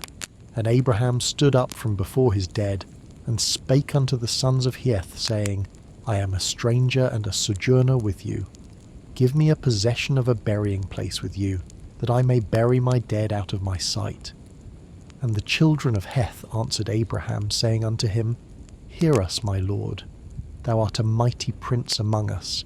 In the choice of our sepulchres bury thy dead. None of us shall withhold from thee his sepulchre, but that thou mayest bury thy dead. And Abraham stood up and bowed himself to the people of the land, even to the children of Heth. And he communed with them, saying, If it be your mind that I should bury my dead out of my sight, hear me, and entreat for me to Ephron the son of Zohar, that he may give me the cave of Machpelah, which he hath, which is in the end of his field, for as much money as it is worth. He shall give it me for a possession of a burying place amongst you. and Ephron dwelt among the children of Heth. And Ephron the Hittite answered Abraham in the audience of the children of Heth, even of all that went in at the gate of his city, saying, Nay, my lord, hear me. The field give I thee, and the cave that is therein, I give it thee. In the presence of the sons of my people give I it thee. Bury thy dead. And Abraham bowed down himself before the people of the land. And he spake unto Ephron in the audience of the people of the land, saying, But if thou wilt give it, I pray thee, hear me. I will give thee money for the field. Take it of me, and I will bury my dead there. And Ephron answered Abraham, saying unto him, My lord, hearken unto me. The land is worth 400 shekels of silver. What is that betwixt me and thee? Bury therefore thy dead. And Abraham hearkened unto Ephron. And Abraham weighed to Ephron the silver, which he had named in the audience of the sons of Heth, 400 shekels of silver, current money with the merchant, and the field of Ephron, which was in Machpelah, which was before Mamre the field, and the cave which was therein, and all the trees that were in the field that were in all the borders round. About were made sure unto Abraham for a possession in the presence of the children of Heth, before all that went in at the gate of his city. And after this Abraham buried Sarah his wife in the cave of the field of Machpelah before Mamre, the same as Hebron in the land of Canaan. And the field and the cave that is therein were made sure unto Abraham for a possession of a burying place by the sons of Heth. Genesis 24. And Abraham was old, and well stricken in age, and the Lord had blessed Abraham in all things. And Abraham said unto his elder servant of his house, that ruled over all that he had, Put, I pray thee, thy hand under my thigh, and I will make thee swear by the Lord, the God of heaven, and the God of the earth, that thou shalt not take a wife unto my son of the daughters of the Canaanites, among whom I dwell. But thou shalt go unto my country and to my kindred, and take a wife unto my son Isaac. And the servant said unto him, Peradventure the woman will not be willing to follow me unto this land. Must I needs bring thy son again unto the land from whence thou camest? And Abraham said unto him, Beware thou that thou bring not my son thither again. The Lord God of heaven, which took me from my father's house, and from the land of my kindred, and which spake unto me, and that sware unto me, saying, Unto thy seed will I give this land. He shall send his angel before thee, and thou shalt take a wife unto my son from thence. And if the woman will not be willing to follow thee, then thou shalt be clear from this my oath. Only bring not my son thither again. And the servant put his hand under the thigh of Abraham his master, and sware to him concerning that matter. And the servant took 10 camels of the camels of his master, and departed, for all the goods of his master were in his hand. And he arose, and went to Mesopotamia, unto the city of Nahor. And he made his camels to kneel down without the city by a well of water, at the time of the evening, even the time that women go out to draw water. And he said, O Lord God of my master Abraham, I pray thee, send me good speed this day, and show kindness unto my master Abraham. Behold, I stand here by the well of water, and the daughters of the men of the city come out to draw water. And let it come to pass that the damsel to whom I shall say, Let down thy pitcher, I pray thee, that I may drink. And she shall say, Drink, and I will give thy camels drink also. Let the same be she that thou hast appointed for thy servant Isaac, and thereby shall I know that thou hast showed kindness unto my master. And it came to pass, before he had done speaking, that, behold, Rebekah came out, who was born to Bethuel, son of Milcah, the wife of Nahor, Abraham's brother, with her pitcher upon her shoulder. And the damsel was very fair to look upon, a virgin, neither had any man known her. And she went down to the well and filled her pitcher, and came up. And the servant ran to meet her, and said, Let me, I pray thee, drink a little water of thy pitcher. And she said, Drink, my lord. And she hasted, and let down her pitcher upon her hand, and gave him drink. And when she'd done giving him drink, she said, I will draw water for thy camels also, until they have done drinking. And she hasted, and emptied her pitcher into the trough, and ran again unto the well to draw water, and drew for all his camels. And the man wondering at her held his peace, to wit whether the Lord had made his journey prosperous or not. And it came to pass, as the camels had done drinking, that the man took a golden earring of 1/2 shekel weight, and 2 bracelets for her hands of 10 shekels weight of gold, and said, Whose daughter art thou? Tell me, I pray thee, is there room in thy father's house for us to lodge in? And she said unto him, I am the daughter of Bethuel the son of Milcah, which she bare unto Nahor. She said moreover unto him, We have both straw and provender enough, and room to lodge in. And the man bowed down his head, and worshipped the Lord.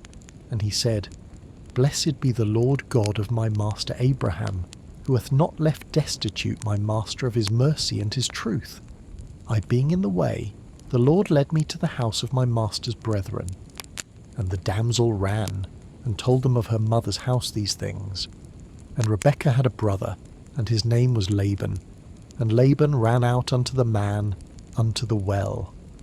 And it came to pass, when he saw the earring and bracelets upon his sister's hands, and when he heard the words of Rebekah his sister, saying, Thus spake the man unto me, that he came unto the man, and behold, he stood by the camels at the well.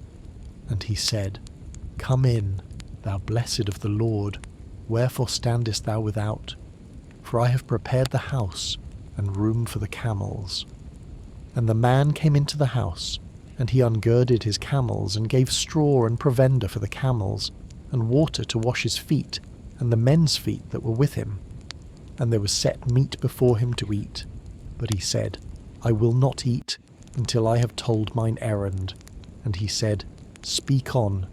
And he said, I am Abraham's servant, and the Lord hath blessed my master greatly, and he is become great, and he hath given him flocks and herds and silver and gold and men servants and maid servants and camels and asses. And Sarah my master's wife bare a son to my master when she was old, and unto him hath he given all that he hath. And my master made me swear, saying, Thou shalt not take a wife to my son of the daughters of the Canaanites, in whose land I dwell, but thou shalt go unto my father's house, and to my kindred, and take a wife unto my son. And I said unto my master, Peradventure the woman will not follow me. And he said unto me, The Lord before whom I walk will send his angel with thee, and prosper thy way. And thou shalt take a wife for my son of my kindred, and of my father's house. Then shalt thou be clear from this my oath, when thou comest to my kindred. And if they give not thee one, thou shalt be clear from my oath. And I came this day unto the well, and said, O Lord God of my master Abraham, if now thou do, prosper my way which I go. Behold, I stand by the well of water, and it shall come to pass that when the virgin cometh forth to draw water, and I say to her, Give me, I pray thee, a little water of thy pitcher to drink. And she say to me, Both drink thou, and I will also draw for thy camels. Let the same be the woman whom the Lord hath appointed out for my master's son. And before I had done speaking in mine heart, behold, Rebekah came forth with her pitcher on her shoulder. And she went down unto the well and drew water. And I said unto her, Let me drink, I pray thee. And she made haste and let down her pitcher from her shoulder, and said, Drink, and I will give thy camels drink also. So I drank, and she made the camels drink also. And I asked her and said, Whose daughter art thou? And she said, The daughter of Bethuel, Nahor's son, whom Milcah bare unto him. And I put the earring upon her face, and the bracelets upon her hands. And I bowed down my head, and worshipped the Lord, and blessed the Lord God of my master Abraham, which had led me in the right way to take my master's brother's daughter unto his son. And now, if ye will deal kindly and truly with my master, tell me, and if not, tell me, that I may turn to the right hand, or to the left. Then Laban and Bethuel answered and said, The thing proceedeth from the Lord.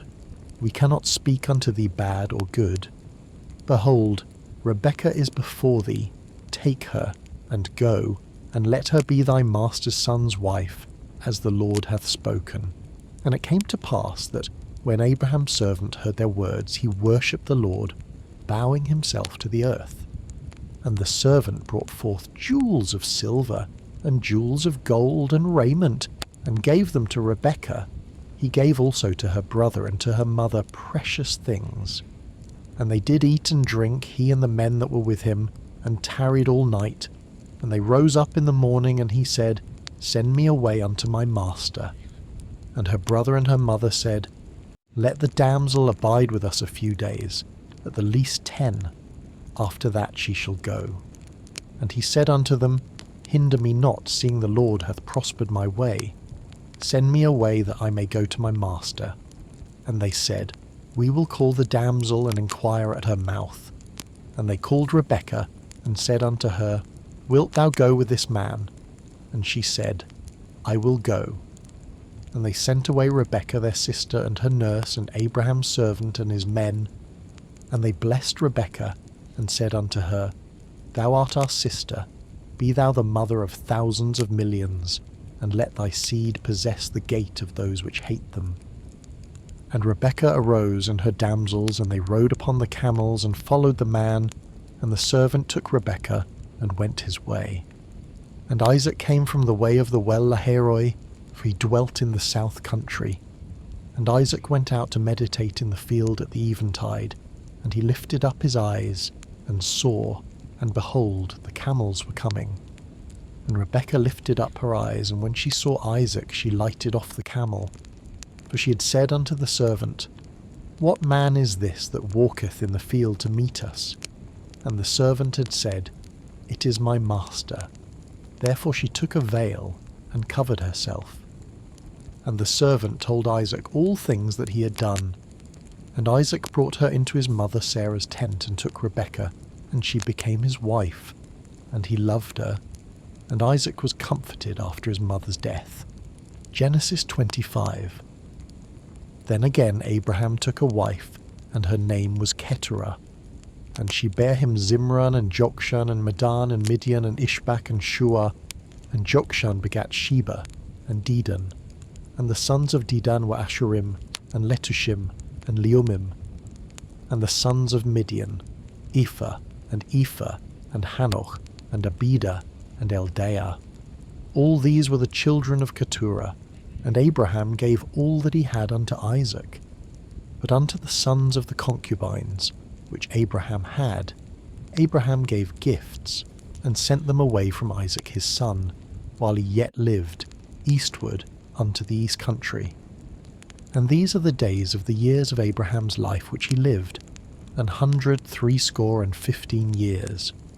Then Abraham gave up the ghost, and died in a good old age, an old man, and full of years, and was gathered to his people. And his sons Isaac and Ishmael buried him in the cave of Machpelah, in the field of Ephron the son of Zohar the Hittite, which is before Mamre. The field which Abraham purchased of the sons of Heth, there was Abraham buried, and Sarah his wife. And it came to pass after the death of Abraham that God blessed his son Isaac, and Isaac dwelt by the well Lahairoi. Now these are the generations of Ishmael, Abraham's son, whom Hagar the Egyptian, Sarah's handmaid, bare unto Abraham. And these are the names of the sons of Ishmael, by their names, according to their generations. The firstborn of Ishmael, Nebajoth, and Kedar, and Adbel, and Mibsam, and Mishma, and Duma, and Massa, Hadar, and Tamar, Jetur, Naphish, and Kedemah. These are the sons of Ishmael, and these are their names by their towns and by their castles, 12 princes according to their nations. And these are the years of the life of Ishmael, 137 years. And he gave up the ghost and died, and was gathered unto his people. And they dwelt from Havilah unto Shur, that is before Egypt, as thou goest toward Assyria. And he died in the presence of all his brethren. And these are the generations of Isaac, Abraham's son. Abraham begat Isaac. And Isaac was 40 years old when he took Rebekah to wife, the daughter of Bethuel the Syrian of Padanaram, the sister to Laban the Syrian. And Isaac entreated the Lord for his wife, because she was barren, and the Lord was entreated of him, and Rebekah his wife conceived. And the children struggled together within her, and she said, If it be so, why am I thus? And she went to inquire of the Lord. And the Lord said unto her, 2 nations are in thy womb, and 2 manner of people shall be, separated from thy bowels, and the one people shall be stronger than the other people, and the elder shall serve the younger. And when her days to be delivered were fulfilled, behold, there were twins in her womb, and the first came out red, all over like an hairy garment, and they called his name Esau. And after that came his brother out, and his hand took hold on Esau's heel, and his name was called Jacob. And Isaac was 80 years old when she bare them. And the boys grew, and Esau was a cunning hunter, a man of the field, and Jacob was a plain man, dwelling in tents. And Isaac loved Esau, because he did eat of his venison, but Rebekah loved Jacob. And Jacob sod pottage, and Esau came from the field, and he was faint. And Esau said to Jacob, Feed me, I pray thee, with that same red pottage, for I am faint. Therefore was his name called Edom. And Jacob said, Sell me this day thy birthright. And Esau said, Behold, I am at the point to die. And what profit shall this birthright do to me? And Jacob said, Swear to me this day. And he sware unto him. And he sold his birthright unto Jacob. Then Jacob gave Esau bread and pottage of lentiles, and he did eat and drink, and rose up and went his way. Thus Esau despised his birthright. Genesis 26. And there was a famine in the land, beside the first famine that was in the days of Abraham. And Isaac went unto Abimelech king of the Philistines unto Gerar. And the Lord appeared unto him and said, Go not down into Egypt, dwell in the land which I shall tell thee of. Sojourn in this land, and I will be with thee, and will bless thee. For unto thee and unto thy seed I will give all these countries, and I will perform the oath which I sware unto Abraham thy father. And I will make thy seed to multiply as the stars of heaven, and will give unto thy seed all these countries, and in thy seed shall all the nations of the earth be blessed. Because that Abraham obeyed my voice, and kept my charge, my commandments, my statutes, and my laws. And Isaac dwelt in Gerar. And the men of the place asked him of his wife, and he said, She is my sister. For he feared to say, She is my wife. Lest, said he, the men of the place should kill me for Rebekah, because she was fair to look upon. And it came to pass, when he had been there a long time, that Abimelech king of the Philistines looked out at a window, and saw, and behold, Isaac was sporting with Rebekah his wife. And Abimelech called Isaac, and said, Behold, of a surety she is thy wife. And how saidst thou, She is my sister? And Isaac said unto him, Because I said, Lest I die for her. And Abimelech said, What is this thou hast done unto us? One of the people might lightly have. Lian with thy wife, and thou shouldest have brought guiltiness upon us. And Abimelech charged all his people, saying, He that toucheth this man or his wife shall surely be put to death. Then Isaac sowed in that land, and received in the same year 100-fold, and the Lord blessed him. And the man waxed great, and went forward, and grew until he became very great.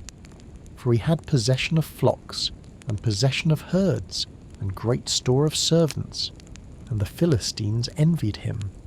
For all the wells which his father's servants had digged in the days of Abraham his father, the Philistines had stopped them, and filled them with earth. And Abimelech said unto Isaac, Go from us, for thou art much mightier than we.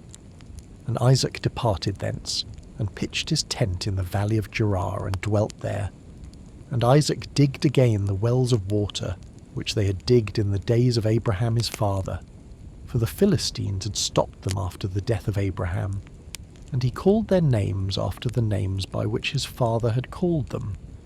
And Isaac's servants digged in the valley and found there a well of springing water. And the herdmen of Gerar did strive with Isaac's herdmen, saying, The water is ours.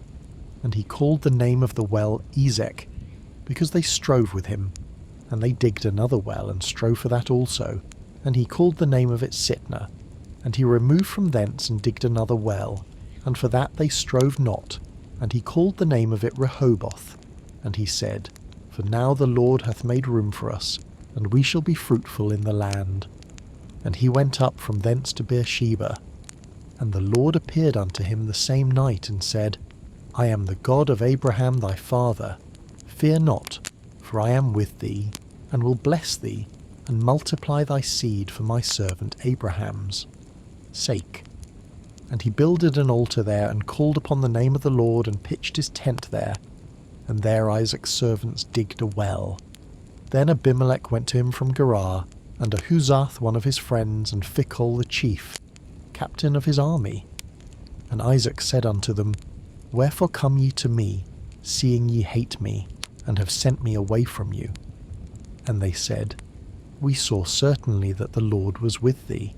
And we said, Let there be now an oath betwixt us, even betwixt us and thee, and let us make a covenant with thee, that thou wilt do us no hurt, as we have not touched thee, and as we have done unto thee nothing but good, and have sent thee away in peace.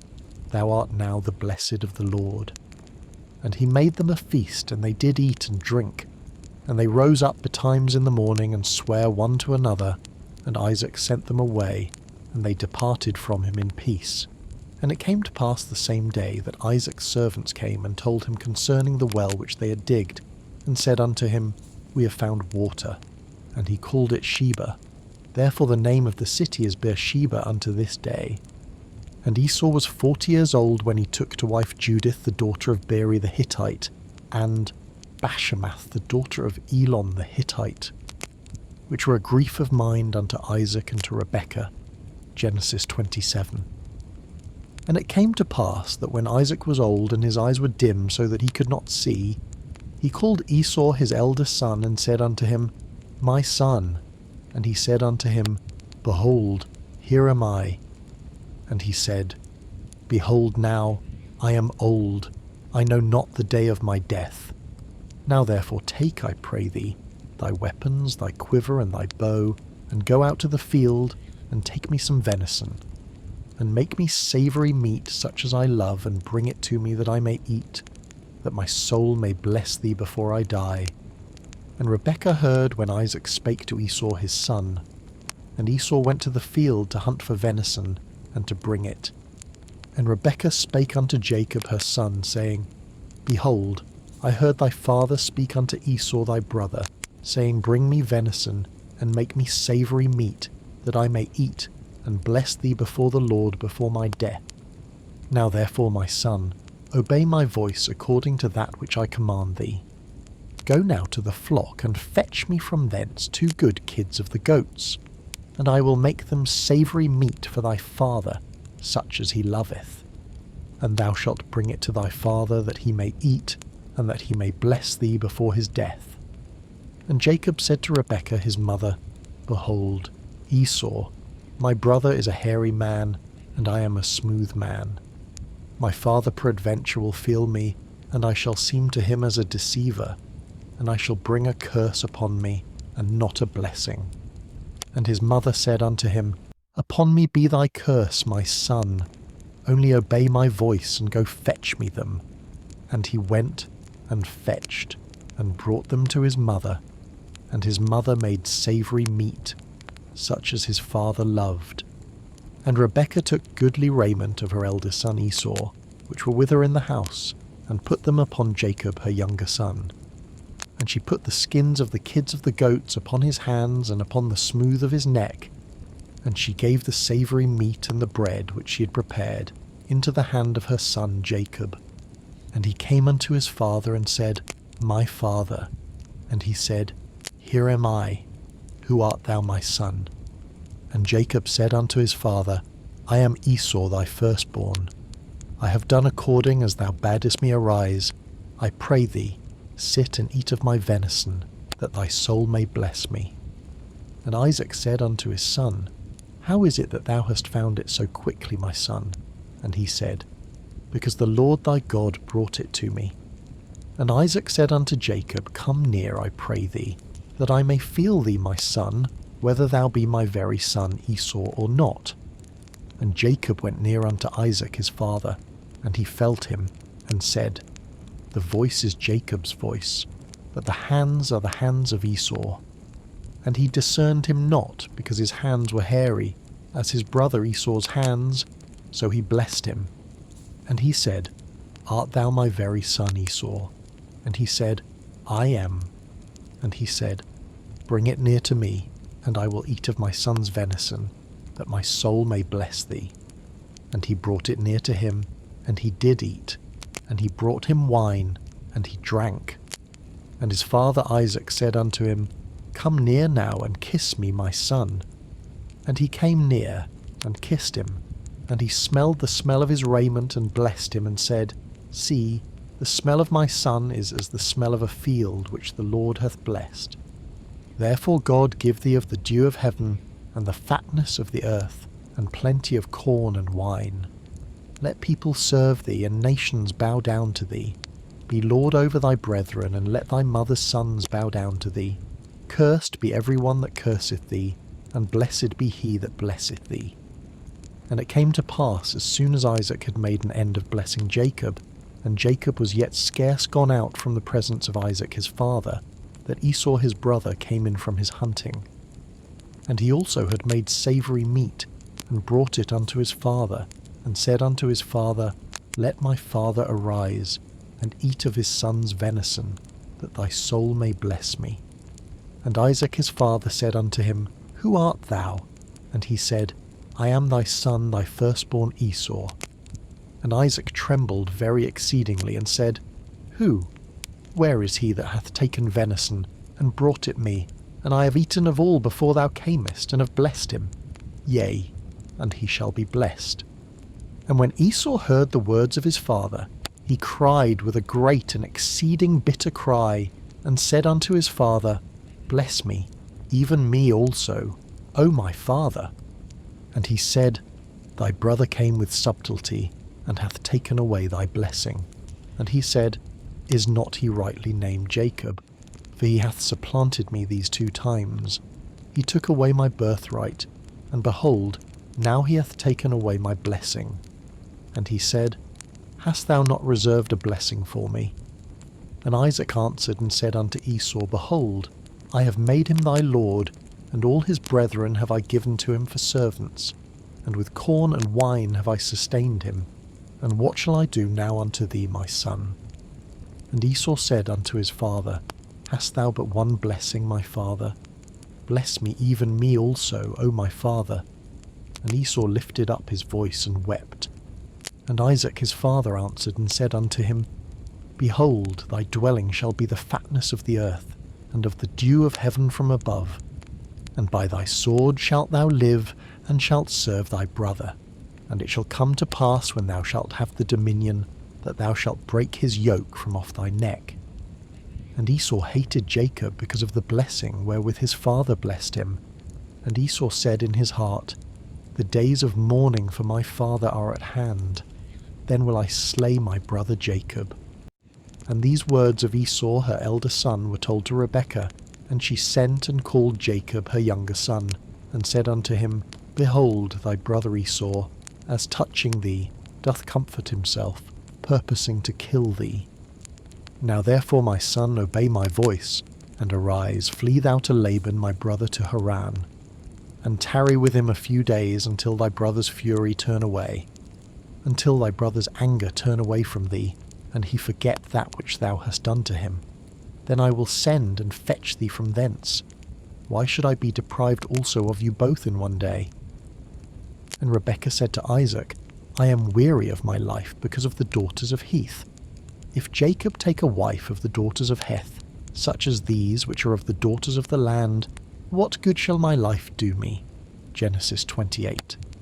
And Isaac called Jacob, and blessed him, and charged him, and said unto him, Thou shalt not take a wife of the daughters of Canaan. Arise, go to Paddan Aram, to the house of Bethuel thy mother's father, and take thee a wife from thence of the daughters of Laban thy mother's brother. And God Almighty bless thee, and make thee fruitful, and multiply thee, that thou mayest be a multitude of people, and give thee the blessing of Abraham to thee and to thy seed with thee, that thou mayest inherit the land wherein thou art a stranger, which God gave unto Abraham. And Isaac sent away Jacob, and he went to Paddan Aram unto Laban, son of Bethuel the Syrian, the brother of Rebekah, Jacob's and Esau's mother. When Esau saw that Isaac had blessed Jacob and sent him away to Paddan Aram, to take him a wife from thence, and that as he blessed him, he gave him a charge, saying, Thou shalt not take a wife of the daughters of Canaan, and that Jacob obeyed his father and his mother, and was gone to Paddan Aram. And Esau, seeing that the daughters of Canaan pleased not Isaac his father, then went Esau unto Ishmael, and took unto the wives which he had Mahalath the daughter of Ishmael Abraham's son, the sister of Nebajoth, to be his wife. And Jacob went out from Beersheba, and went toward Haran. And he lighted upon a certain place, and tarried there all night, because the sun was set. And he took of the stones of that place, and put them for his pillows, and lay down in that place to sleep. And he dreamed, and behold, a ladder set up on the earth, and the top of it reached to heaven, and behold, the angels of God ascending and descending on it. And behold, the Lord stood above it, and said, I am the Lord God of Abraham thy father, and the God of Isaac. The land whereon thou liest, to thee will I give it, and to thy seed. And thy seed shall be as the dust of the earth, and thou shalt spread abroad to the west, and to the east, and to the north, and to the south. And in thee and in thy seed shall all the families of the earth be blessed. And behold, I am with thee, and will keep thee in all places whither thou goest, and will bring thee again into this land. For I will not leave thee, until I have done that which I have spoken to thee of. And Jacob awaked out of his sleep, and he said, Surely the Lord is in this place, and I knew it not. And he was afraid, and said, How dreadful is this place! This is none other but the house of God, and this is the gate of heaven. And Jacob rose up early in the morning, and took the stone that he had put for his pillows, and set it up for a pillar, and poured oil upon the top of it. And he called the name of that place Bethel, but the name of that city was called Luz at the first. And Jacob vowed a vow, saying, If God will be with me, and will keep me in this way that I go, and will give me bread to eat, and raiment to put on, so that I come again to my father's house in peace, then shall the Lord be my God, and this stone which I have set for a pillar shall be God's house. And of all that thou shalt give me I will surely give the 10th unto thee. Genesis 29. Then Jacob went on his journey, and came into the land of the people of the east. And he looked, and behold, a well in the field, and lo, there were 3 flocks of sheep lying by it. For out of that well they watered the flocks, and a great stone was upon the well's mouth. And thither were all the flocks gathered, and they rolled the stone from the well's mouth, and watered the sheep, and put the stone again upon the well's mouth in his place. And Jacob said unto them, My brethren, whence be ye? And they said, Of Haran are we. And he said unto them, Know ye Laban the son of Nahor? And they said, We know him. And he said unto them, Is he well? And they said, He is well. And behold, Rachel his daughter cometh with the sheep. And he said, Lo, it is yet high day, neither is it time that the cattle should be gathered together. Water ye the sheep, and go and feed them. And they said, We cannot until all the flocks be gathered together, until they roll the stone from the well's mouth. Then we water the sheep. And while he yet spake with them, Rachel came with her father's sheep, for she kept them. And it came to pass, when Jacob saw Rachel the daughter of Laban his mother's brother, and the sheep of Laban his mother's brother, that Jacob went near, and rolled the stone from the well's mouth, and watered the flock of Laban his mother's brother. And Jacob kissed Rachel, and lifted up his voice, and wept. And Jacob told Rachel that he was her father's brother, and that he was Rebekah's son, and she ran and told her father. And it came to pass, when Laban heard the tidings of Jacob his sister's son, that he ran to meet him, and embraced him, and kissed him, and brought him to his house. And he told Laban all these things. And Laban said to him, Surely thou art my bone and my flesh. And he abode with him the space of a month. And Laban said unto Jacob, Because thou art my brother, shouldest thou therefore serve me for? Naught? Tell me, what shall thy wages be? And Laban had 2 daughters. The name of the elder was Leah, and the name of the younger was Rachel. Leah was tender-eyed, but Rachel was beautiful and well-favoured. And Jacob loved Rachel, and said, I will serve thee 7 years for Rachel thy younger daughter. And Laban said, It is better that I give her to thee, than that I should give her to another man. Abide with me. And Jacob served 7 years for Rachel, and they seemed unto him but a few days, for the love he had to her. And Jacob said unto Laban, Give me my wife, for my days are fulfilled, that I may go in unto her. And Laban gathered together all the men of the place and made a feast. And it came to pass in the evening that he took Leah his daughter, and brought her to him, and he went in unto her. And Laban gave unto his daughter Leah Zilpah his maid for an handmaid. And it came to pass that in the morning, behold, it was Leah. And he said to Laban, What is this thou hast done unto me? Did not I serve with thee for Rachel? Wherefore then hast thou beguiled me? And Laban said, It must not be so done in our country, to give the younger before the firstborn. Fulfill her week, and we will give thee this also for the service which thou shalt serve with me yet 7 other years. And Jacob did so, and fulfilled her week, and he gave him Rachel his daughter to wife also. And Laban gave to Rachel his daughter Bilhah his handmaid to be her maid. And he went in also unto Rachel, and he loved also Rachel more than Leah, and served with him yet 7 other years. And when the Lord saw that Leah was hated, he opened her womb. But Rachel was barren, and Leah conceived and bare a son, and she called his name Reuben, for she said, Surely the Lord hath looked upon my affliction. Now therefore my husband will love me. And she conceived again, and bare a son, and said, Because the Lord hath heard that I was hated, he hath therefore given me this son also.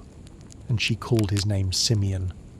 And she conceived again, and bare a son, and said, Now this time will my husband be joined unto me, because I have borne him 3 sons. Therefore was his name called Levi. And she conceived again, and bare a son. And she said, Now will I praise the Lord. Therefore she called his name Judah, and left bearing. Genesis 30. And when Rachel saw that she bare Jacob no children, Rachel envied her sister, and said unto Jacob, Give me children, or else I die. And Jacob's anger was kindled against Rachel. And he said, Am I in God's stead, who hath withheld from thee the fruit of the womb? And she said, Behold my maid Bilhah, go in unto her, and she shall bear upon my knees, that I may also have children by her. And she gave him Bilhah her handmaid to wife, and Jacob went in unto her, and Bilhah conceived, and bare Jacob a son. And Rachel said, God hath judged me, and hath also heard my voice, and hath given me a son. Therefore called she his name Dan. And Bilhah Rachel's maid conceived again, and bare Jacob a second son. And Rachel said, With great wrestlings have I wrestled with my sister, and I have prevailed. And she called his name Naphtali. When Leah saw that she had left bearing, she took Zilpah her maid, and gave her Jacob to wife. And Zilpah Leah's maid bare Jacob a son. And Leah said, A troop cometh. And she called his name Gad. And Zilpah Leah's maid bare Jacob a second son. And Leah said, Happy am I, for the daughters will call me blessed. And she called his name Asher. And Reuben went in the days of wheat harvest, and found mandrakes in the field, and brought them unto his mother Leah. Then Rachel said to Leah, Give me, I pray thee, of thy son's mandrakes. And she said unto her, Is it a small matter that thou hast taken my husband? And wouldest thou take away my son's mandrakes also? And Rachel said, Therefore he shall lie with thee tonight for thy son's mandrakes. And Jacob came out of the field in the evening, and Leah went out to meet him, and said, Thou must come in unto me, for surely I have hired thee with my son's mandrakes. And he lay with her that night. And God hearkened unto Leah, and she conceived, and bare Jacob the 5th son. And Leah said, God hath given me my hire, because I have given my maiden to my husband. And she called his name Issachar. And Leah conceived again, and bare Jacob the 6th son. And Leah said, God hath endued me with a good dowry. Now will my husband dwell with me, because I have borne him 6 sons. And she called his name Zebulun. And afterward she bare a daughter, and called her name Dinah. And God remembered Rachel, and God hearkened to her, and opened her womb. And she conceived, and bare a son, and said, God hath taken away my reproach. And she called his name Joseph, and said, The Lord shall add to me another son. And it came to pass, when Rachel had borne Joseph, that Jacob said unto Laban, Send me away, that I may go unto mine own place, and to my country. Give me my wives and my children, for whom I have served thee, and let me go, for thou knowest my service which I have done thee. And Laban said unto him, I pray thee, if I have found favour in thine eyes, tarry. For I have learned by experience that the Lord hath blessed me for thy sake. And he said, Appoint me thy wages, and I will give it.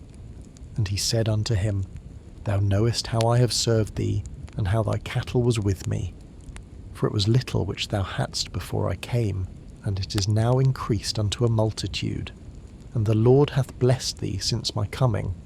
And now, when shall I provide for mine own house also? And he said, What shall I give thee? And Jacob said, Thou shalt not give me anything. If thou wilt do this thing for me, I will again feed and keep thy flock. I will pass through all thy flock today, removing from thence all the speckled and spotted cattle, and all the brown cattle among the sheep, and the spotted and speckled among the goats, and of such shall be my hire.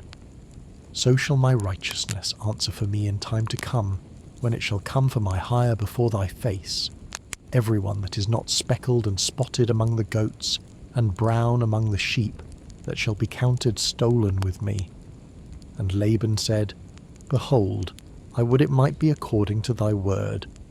And he removed that day the he-goats that were ring-straked and spotted, and all the she-goats that were speckled and spotted, and every one that had some white in it, and all the brown among the sheep, and gave them into the hand of his sons. And he set 3 days' journey betwixt himself and Jacob. And Jacob fed the rest of Laban's flocks. And Jacob took him rods of green poplar, and of the hazel and chestnut tree, and pilled white strakes in them, and made the white appear which was in the rods. And he set the rods which he had pilled before the flocks in the gutters in the watering troughs, when the flocks came to drink, that they should conceive when they came to drink. And the flocks conceived before the rods, and brought forth cattle ring-straked, speckled, and spotted. And Jacob did separate the lambs, and set the faces of the flocks toward the ring-straked, and all the brown in the flock of Laban. And he put his own flocks by themselves, and put them not unto Laban's cattle. And it came to pass, whensoever the stronger cattle did conceive, that Jacob laid the rods before the eyes of the cattle in the gutters, that they might conceive among the rods. But when the cattle were feeble, he put them not in. So the feebler were Laban's and the stronger Jacob's. And the man increased exceedingly, and had much cattle, and maidservants, and menservants, and camels, and asses.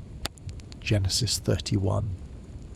And he heard the words of Laban's sons, saying, Jacob hath taken away all that was our father's, and of that which was our father's hath he gotten all this glory. And Jacob beheld the countenance of Laban, and behold, it was not toward him as before. And the Lord said unto Jacob, Return unto the land of thy fathers, and to thy kindred, and I will be with thee. And Jacob sent and called Rachel and Leah to the field unto his flock, and said unto them, I see your father's countenance, that it is not toward me as before, but the God of my father hath been with me. And ye know that with all my power I have served your father. And your father hath deceived me, and changed my wages 10 times. But God suffered him not to hurt me.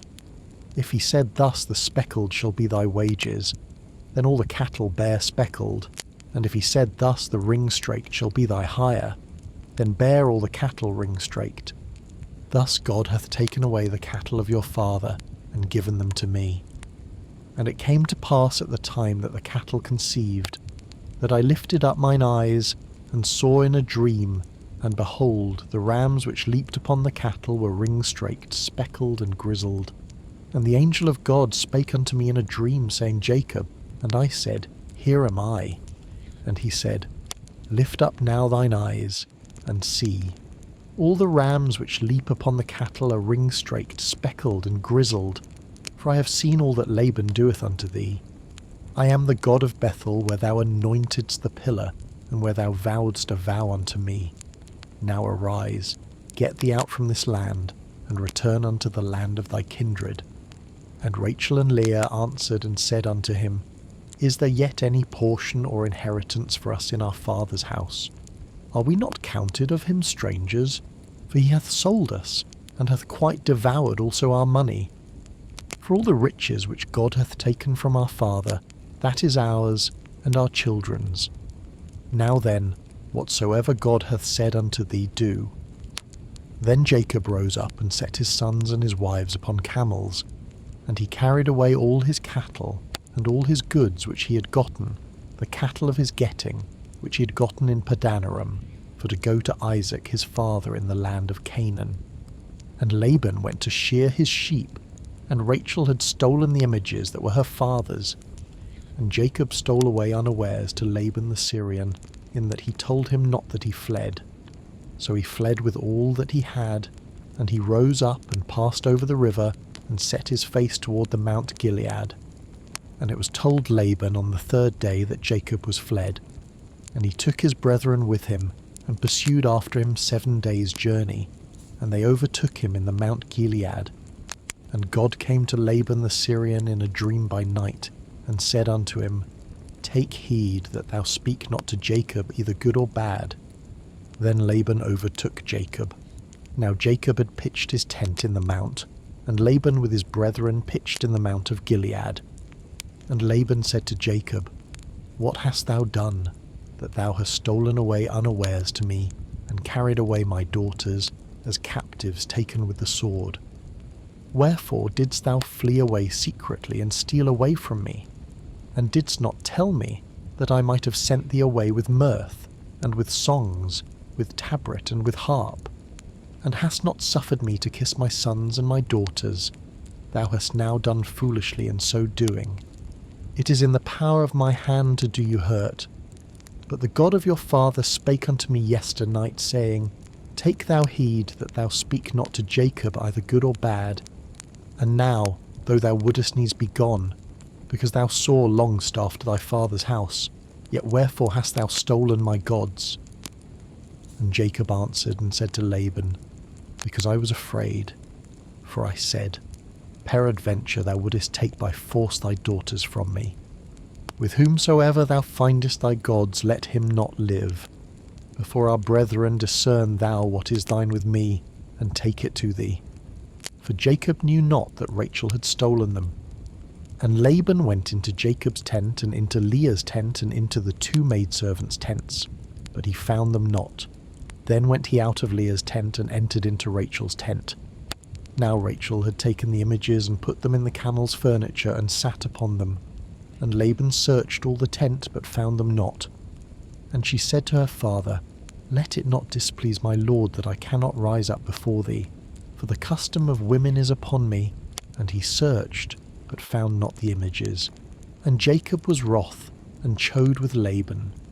And Jacob answered and said to Laban, What is my trespass? What is my sin, that thou hast so hotly pursued after me? Whereas thou hast searched all my stuff, what hast thou found of all thy household stuff? Set it here before my brethren and thy brethren, that they may judge betwixt us both. This 20 years have I been with thee.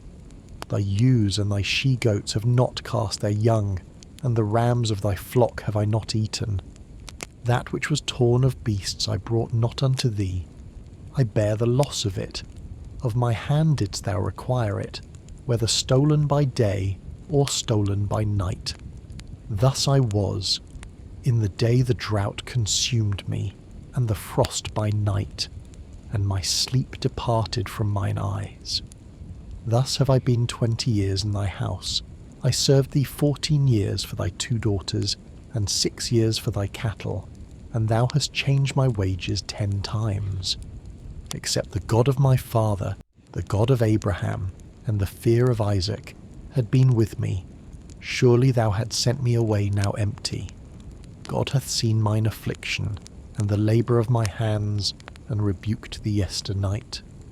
And Laban answered and said unto Jacob, These daughters are my daughters, and these children are my children, and these cattle are my cattle, and all that thou seest is mine. And what can I do this day unto these my daughters, or unto their children which they have borne? Now therefore come thou, let us make a covenant, I and thou, and let it be for a witness between me and thee. And Jacob took a stone, and set it up for a pillar. And Jacob said unto his brethren, Gather stones. And they took stones, and made an heap, and they did eat there upon the heap. And Laban called it Jagosahadutha, but Jacob called it Gilead. And Laban said, This heap is a witness between me and thee this day. Therefore was the name of it called Gilead, and Mizpah. For he said, The Lord watch between me and thee, when we are absent one from another. If thou shalt afflict my daughters, or if thou shalt take other wives beside my daughters, no man is with us. See, God is witness betwixt me and thee. And Laban said to Jacob, Behold this heap, and behold this pillar, which I have cast betwixt me and thee. This heap be witness, and this pillar be witness, that I will not pass over this heap to thee, and that thou shalt not pass over this heap and this pillar unto me for harm. The God of Abraham and the God of Nahor, the God of their father, judge betwixt us. And Jacob sware by the fear of his father Isaac.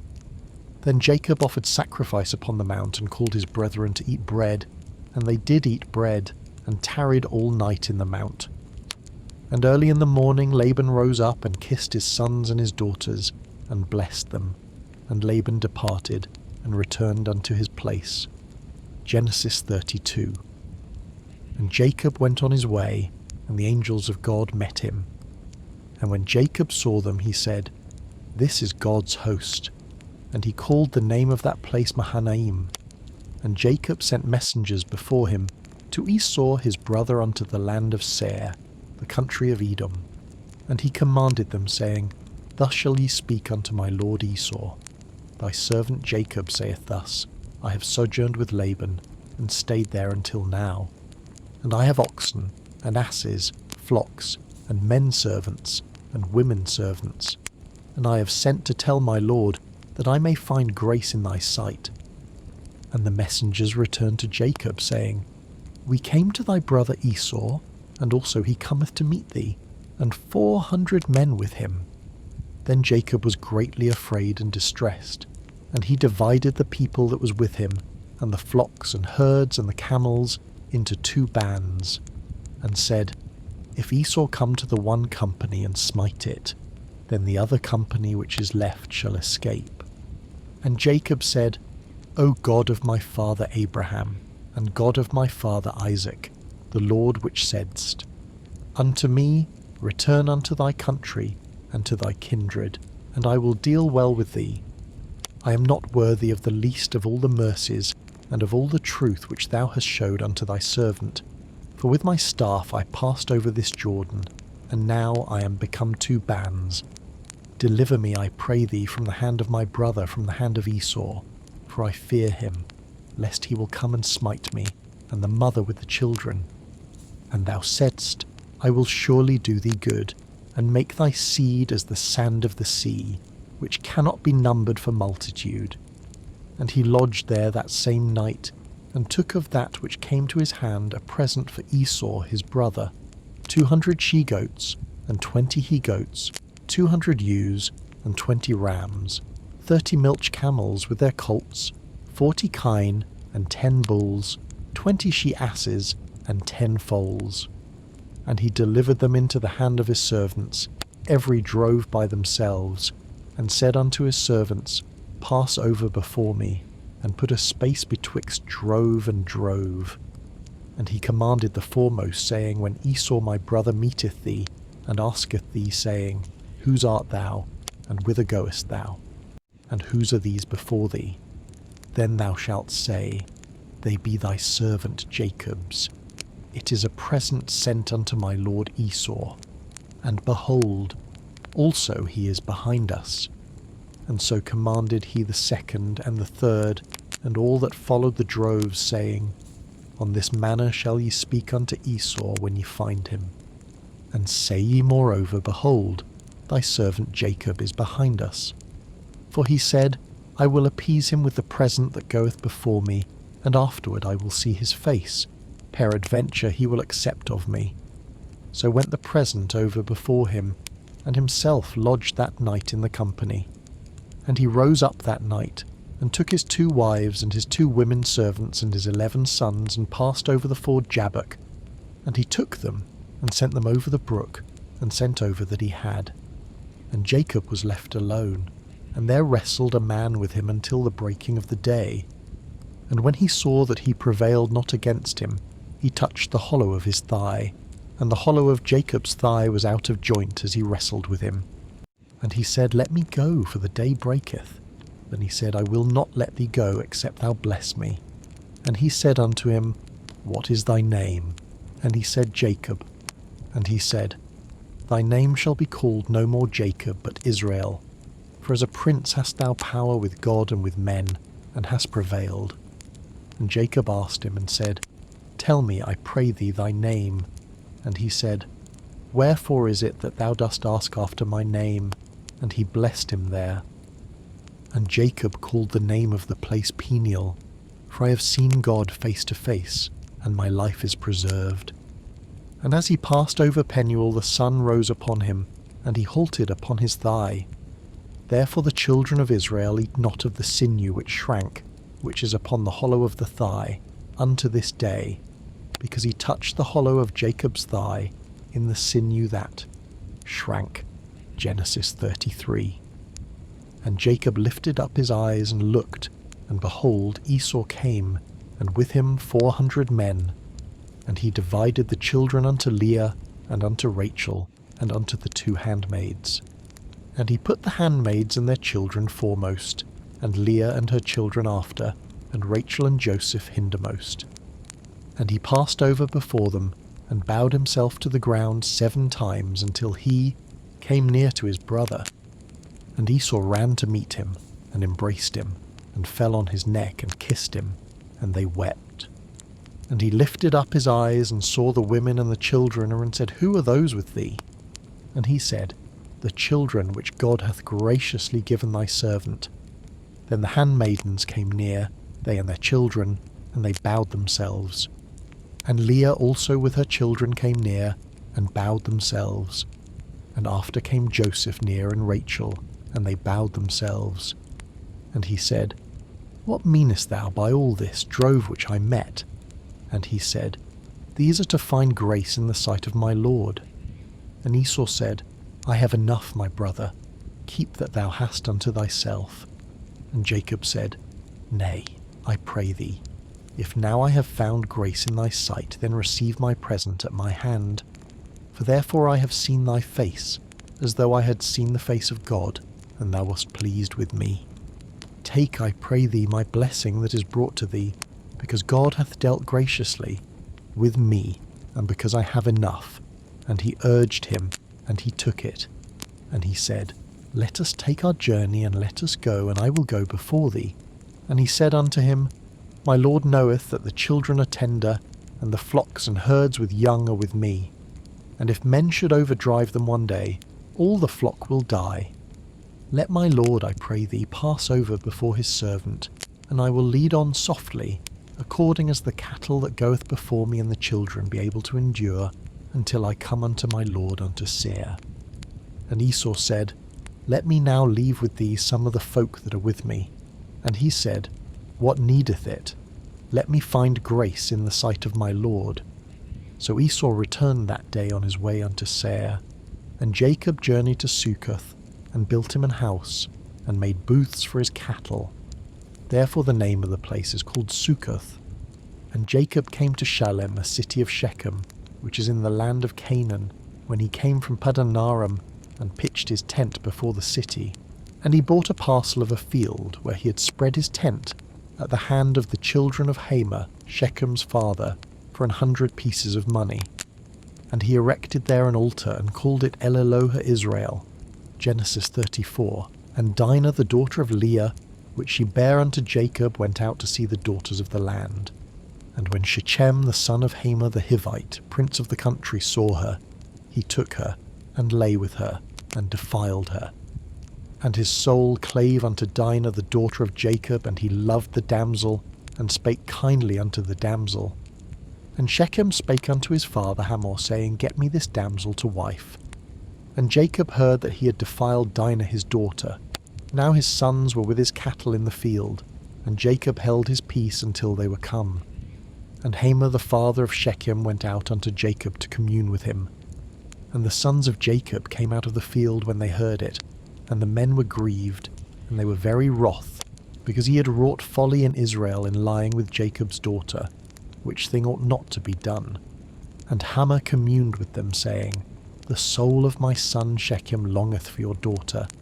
I pray you give her him to wife, and make ye marriages with us, and give your daughters unto us, and take our daughters unto you. And ye shall dwell with us, and the land shall be before you. Dwell and trade ye therein, and get you possessions therein. And Shechem said unto her father and unto her brethren, Let me find grace in your eyes, and what ye shall say unto me I will give. Ask me never so much dowry and gift, and I will give according as ye shall say unto me. But give me the damsel to wife. And the sons of Jacob answered Shechem and Hamor his father deceitfully, and said, Because he had defiled Dinah their sister. And they said unto them, We cannot do this thing, to give our sister to one that is uncircumcised, for that were a reproach unto us.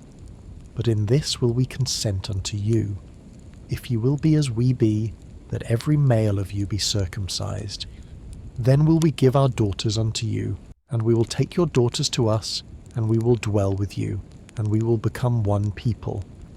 But if ye will not hearken unto us to be circumcised, then will we take our daughter, and we will be gone. And their words pleased Hamor, and Shechem Hamor's son. And the young man deferred not to do the thing, because he had delight in Jacob's daughter, and he was more honourable than all the house of his father. And Hamor and Shechem his son came unto the gate of their city, and communed with the men of their city, saying, These men are peaceable with us. Therefore let them dwell in the land, and trade therein.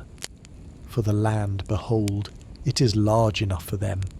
Let us take their daughters to us for wives, and let us give them our daughters. Only herein will the men consent unto us for to dwell with us, to be one people, if every male among us be circumcised, as they are circumcised. Shall not their cattle and their substance and every beast of theirs be ours? Only let us consent unto them, and they will dwell with us. And unto Hamor and unto Shechem his son hearkened all that went out of the gate of his city, and every male was circumcised, all that went out of the gate of his city. And it came to pass on the 3rd day, when they were sore, that 2 of the sons of Jacob, Simeon and Levi, Dinah's brethren, took each man his sword, and came upon the city boldly, and slew all the males. And they slew Hamor and Shechem his son with the edge of the sword, and took Dinah out of Shechem's house, and went out. The sons of Jacob came upon the slain, and spoiled the city, because they had defiled their sister. They took their sheep, and their oxen, and their asses, and that which was in the city, and that which was in the field, and all their wealth, and all their little ones, and their wives took they captive, and spoiled even all that was in the house. And Jacob said to Simeon and Levi, Ye have troubled me to make me to stink among the inhabitants of the land, among the Canaanites and the Perizzites.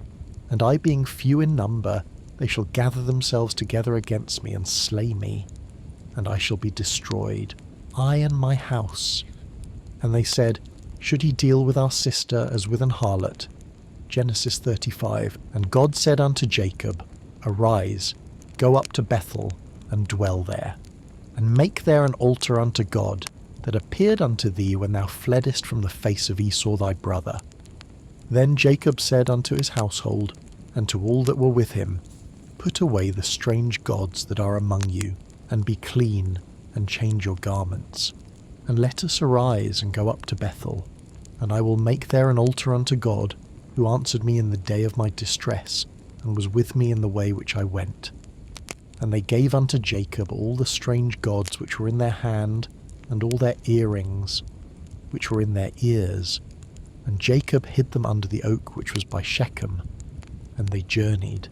And the terror of God was upon the cities that were round about them, and they did not pursue after the sons of Jacob.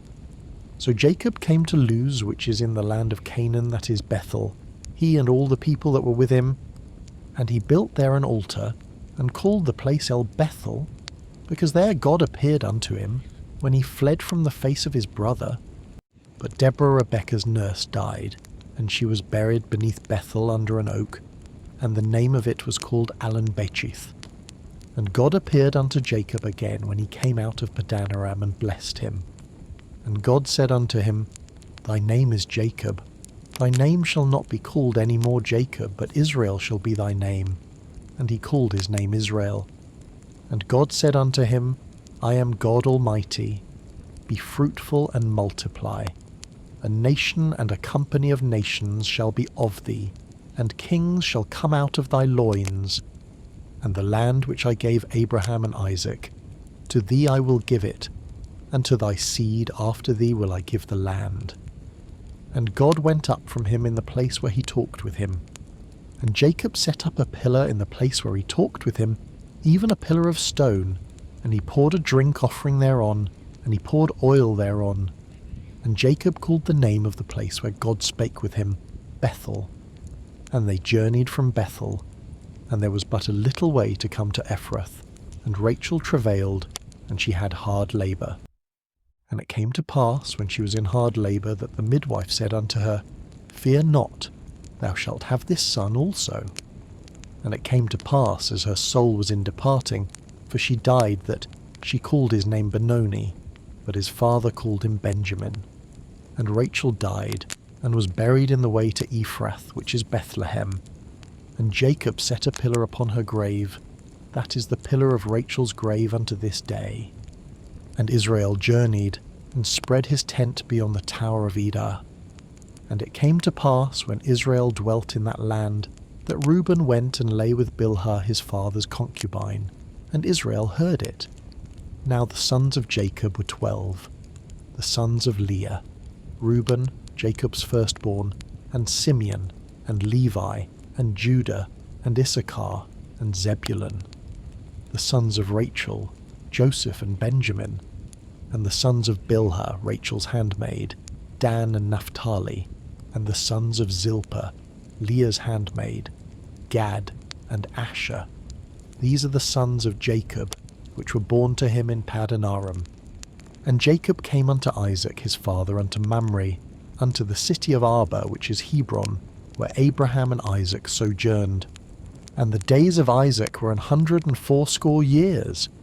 And Isaac gave up the ghost, and died, and was gathered unto his people, being old and full of days, and his sons Esau and Jacob buried him. Genesis 36. Now these are the generations of Esau, who is Edom. Esau took his wives of the daughters of Canaan, Adah the daughter of Elon the Hittite, and Aholibamah the daughter of Anna the daughter of Zibeon the Hivite, and Bashemath Ishmael's daughter, sister of Nebajoth, and Adah bare to Esau Eliphaz, and Bashemath bare Ruel, and Aholibamah bare Jush, and Jalam, and Korah. These are the sons of Esau, which were born unto him in the land of Canaan. And Esau took his wives, and his sons, and his daughters, and all the persons of his house, and his cattle, and all his beasts, and all his substance, which he had got in the land of Canaan, and went into the country from the face of his brother Jacob. For their riches were more than that they might dwell together, and the land wherein they were strangers could not bear them because of their cattle. Thus dwelt Esau in Mount Seir. Esau is Edom. And these are the generations of Esau the father of the Edomites in Mount Seir. These are the names of Esau's sons: Eliphaz the son of Adair the wife of Esau, Reuel the son of Bashemath the wife of Esau. And the sons of Eliphaz were Teman, Omar, Zepho, and Gartam, and Kenaz. And Timnah was concubine to Eliphaz Esau's son, and she bare to Eliphaz Amalek. These were the sons of Adah Esau's wife. And these are the sons of Reuel: Nahath, and Zerah, Shammah, and Mizah. These were the sons of Bashemath Esau's wife. And these were the sons of Aholibamah, the daughter of Anah, the daughter of Zibeon, Esau's wife. And she bare to Esau Jush, and Jalam, and Korah. These were dukes of the sons of Esau, the sons of Eliphaz, the firstborn son of Esau: Duke Teman, Duke Omar, Duke Zepho, Duke Kenaz, Duke Korah, Duke Gatam, and Duke Amalek. These are the dukes that came of Eliphaz in the land of Edom. These were the sons of Adah. And these are the sons of Reuel Esau's son: Duke Nahath, Duke Zerah, Duke Shammah, Duke Mizah. These are the dukes that came of Reuel in the land of Edom. These are the sons of Bashemath Esau's wife. And these are the sons of Aholibamah Esau's wife: Duke Jush, Duke Jalam, Duke Korah. These were the dukes that came of Aholibamah the daughter of Anah, Esau's wife. These are the sons of Esau, who is Edom, and these are their dukes. These are the sons of Seir the Horite, who inhabited the land: Lotan and Shobal and Zibeon and Anah, and Dishon and Ezer and Dishon. These are the dukes of the Horites, the children of Seir in the land of Edom. And the children of Lotan were Hori and Hemam, and Lotan's sister was Timnah. And the children of Shobal were these: Alvan, and Manahath, and Ebal, Shepho, and Onam. And these are the children of Zibeon, both Ajah and Anah. This was that Anah that found the mules in the wilderness, as he fed the asses of Zibeon his father. And the children of Anah were these: Dishon, and Aholibamah the daughter of Anah. And these are the children of Dishon: Hemdan, and Eshban, and Ithran, and Cheran. The children of Ezer are these: Bilhan, and Zavan, and Akan. The children of Dishan are these: Uz, and Aaron. These are the dukes that came of the Horites: Duke Lotan, Duke Shobal, Duke Zibeon, Duke Anah, Duke Dishon, Duke Ezer, Duke Dishan. These are the dukes that came of Hori, among their dukes in the land of Seir. And these are the kings that reigned in the land of Edom, before there reigned any king over the children of Israel. And Bela the son of Beor reigned in Edom, and the name of his city was Dinhabah. And Bela died, and Jobab the son of Zerah of Bozrah reigned in his stead. And Jobab died, and Husham of the land of Temani reigned in his stead. And Husham died, and Hadad the son of Bedad, who smote Midian in the field of Moab, reigned in his stead, and the name of his city was Avith. And Hadad died, and Samlah of Masrekah reigned in his stead. And Samlah died, and Saul of Rehoboth by the river reigned in his stead. And Saul died, and Baal-Hanan the son of Achbor reigned in his stead. And Baal-Hanan the son of Achbor died, and Hadar reigned in his stead. And the name of his city was Pau, and his wife's name was Mehetabel, the daughter of Matred, the daughter of Mezahab. And these are the names of the dukes that came of Esau according to their families, after their places by their names: Duke Timnah, Duke Alva, Duke Jetheth, Duke Aholibamah, Duke Elah, Duke Pion, Duke Kenaz, Duke Teman, Duke Mibzar, Duke Magdiel, Duke Iram. These be the dukes of Edom, according to their habitations in the land of their possession. He is Esau, the father of the Edomites. Genesis 37. And Jacob dwelt in the land wherein his father was a stranger, in the land of Canaan. These are the generations of Jacob. Joseph, being 17 years old, was feeding the flock with his brethren, and the lad was with the sons of Bilhah, and with the sons of Zilpah his father's wives. And Joseph brought unto his father their evil report. Now Israel loved Joseph more than all his children, because he was the son of his old age, and he made him a coat of many colours. And when his brethren saw that their father loved him more than all his brethren, they hated him, and could not speak peaceably unto him. And Joseph dreamed a dream, and he told it his brethren, and they hated him yet the more. And he said unto them, Hear, I pray you, this dream which I have dreamed. For behold, we were binding sheaves in the field, and lo, my sheaf arose and also stood upright, and behold, your sheaves stood round about, and made obeisance to my sheaf. And his brethren said to him, Shalt thou indeed reign over us? Or shalt thou indeed have dominion over us? And they hated him yet the more for his dreams, and for his words. And he dreamed yet another dream, and told it his brethren, and said, Behold, I have dreamed a dream more. And behold, the sun and the moon and the 11 stars made obeisance to me. And he told it to his father and to his brethren. And his father rebuked him, and said unto him, What is this dream that thou hast dreamed? Shall I and thy mother and thy brethren indeed come to bow down ourselves to thee to the earth? And his brethren envied him, but his father observed the saying. And his brethren went to feed their father's flock in Shechem. And Israel said unto Joseph, Do not thy brethren feed the flock in Shechem? Come, and I will send thee unto them. And he said to him, Here am I.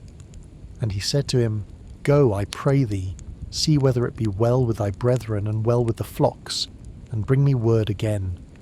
So he sent him out of the vale of Hebron, and he came to Shechem.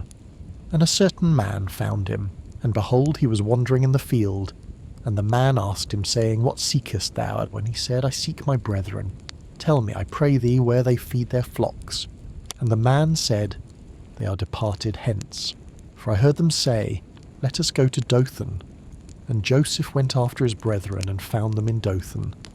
And when they saw him afar off, even before he came near unto them, they conspired against him to slay him. And they said one to another, Behold, this dreamer cometh. Come now therefore, and let us slay him, and cast him into some pit, and we will say, Some evil beast hath devoured him, and we shall see what will become of his dreams. And Reuben heard it, and he delivered him out of their hands, and said, Let us not kill him. And Reuben said unto them, Shed no blood, but cast him into this pit that is in the wilderness, and lay no hand upon him, that he might rid him out of their hands, to deliver him to his father again. And it came to pass, when Joseph was come unto his brethren, that they stripped Joseph out of his coat of many colours that was on him. And they took him, and cast him into a pit, and the pit was empty, there was no water in it. And they sat down to eat bread, and they lifted up their eyes and looked, and behold, a company of Ishmaelites came from Gilead, with their camels bearing spicery and balm and myrrh, going to carry it down to Egypt. And Judah said unto his brethren, What profit is it if we slay our brother and conceal his blood? Come, and let us sell him to the Ishmaelites, and let not our hand be upon him, for he is our brother and our flesh.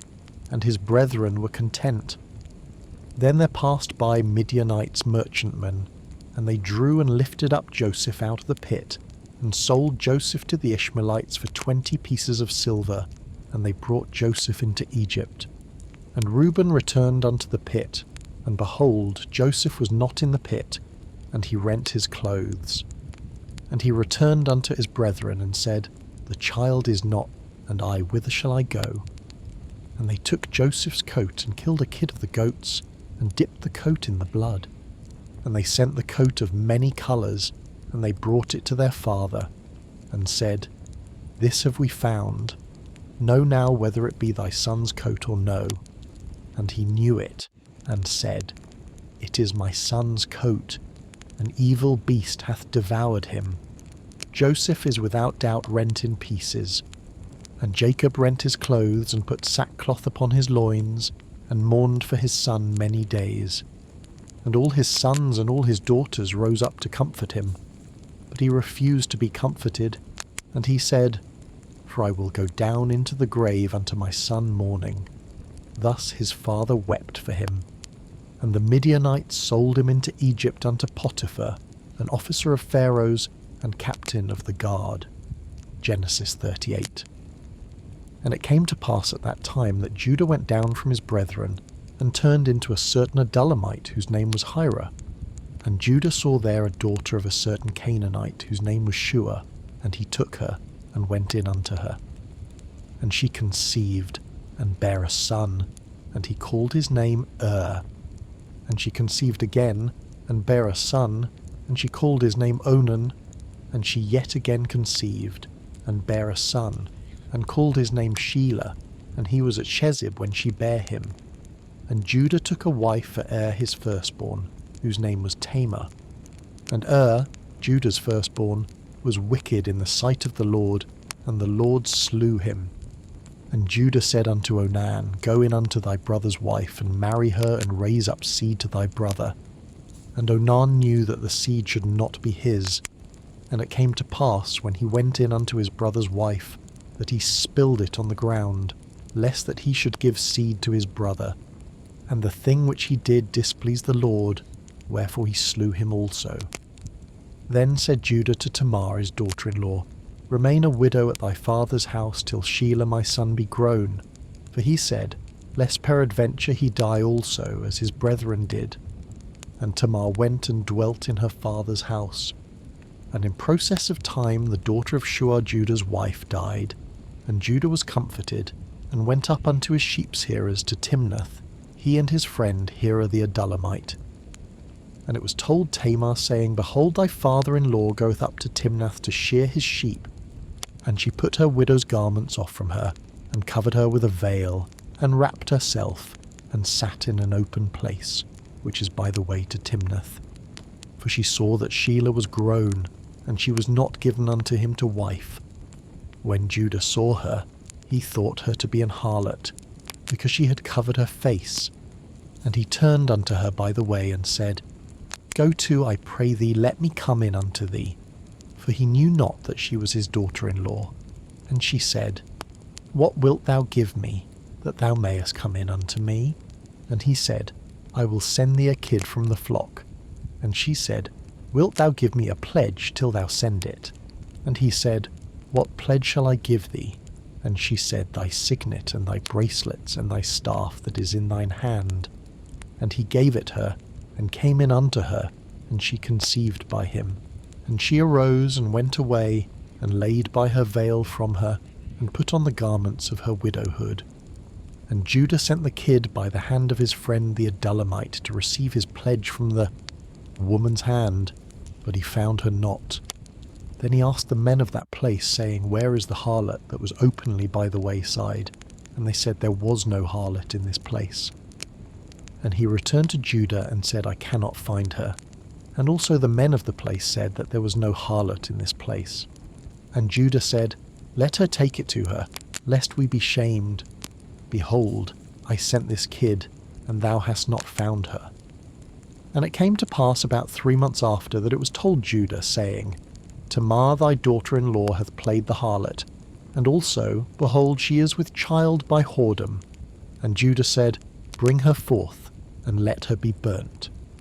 When she was brought forth, she sent to her father-in-law, saying, By the man, whose these are, am I with child?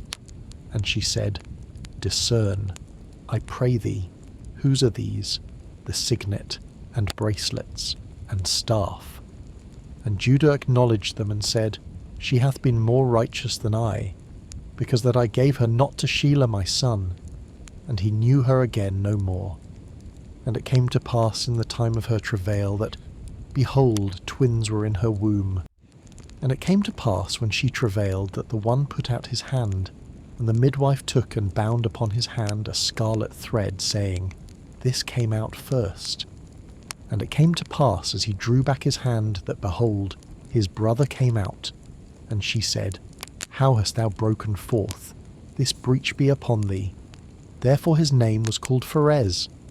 And afterward came out his brother, that had the scarlet thread upon his hand, and his name was called Zara. Genesis 39. And Joseph was brought down to Egypt. And Potiphar, an officer of Pharaoh, captain of the guard, an Egyptian, bought him of the hands of the Ishmaelites which had brought him down thither. And the Lord was with Joseph, and he was a prosperous man, and he was in the house of his master the Egyptian. And his master saw that the Lord was with him, and that the Lord made all that he did to prosper in his hand. And Joseph found grace in his sight, and he served him, and he made him overseer over his house, and all that he had he put into his hand. And it came to pass from the time that he had made him overseer in his house, and over all that he had, that the Lord blessed the Egyptian's house for Joseph's sake. And the blessing of the Lord was upon all that he had in the house and in the field. And he left all that he had in Joseph's hand, and he knew not aught he had save the bread which he did eat. And Joseph was a goodly person, and well favoured. And it came to pass after these things that his master's wife cast her eyes upon Joseph, and she said, Lie with me. But he refused, and said unto his master's wife, Behold, my master wotteth not what is with me in the house, and he hath committed all that he hath to my hand. There is none greater in this house than I, neither hath he kept back anything from me but thee, because thou art his wife. How then can I do this great wickedness, and sin against God? And it came to pass, as she spake to Joseph day by day, that he hearkened not unto her, to lie by her, or to be with her. And it came to pass about this time that Joseph went into the house to do his business, and there was none of the men of the house there within. And she caught him by his garment, saying, Lie with me. And he left his garment in her hand, and fled, and got him out. And it came to pass, when she saw that he had left his garment in her hand, and was fled forth, that she called unto the men of her house, and spake unto them, saying, See, he hath brought in an Hebrew unto us to mock us. He came in unto me to lie with me, and I cried with a loud voice. And it came to pass, when he heard that I lifted up my voice and cried, that he left his garment with me, and fled, and got him out.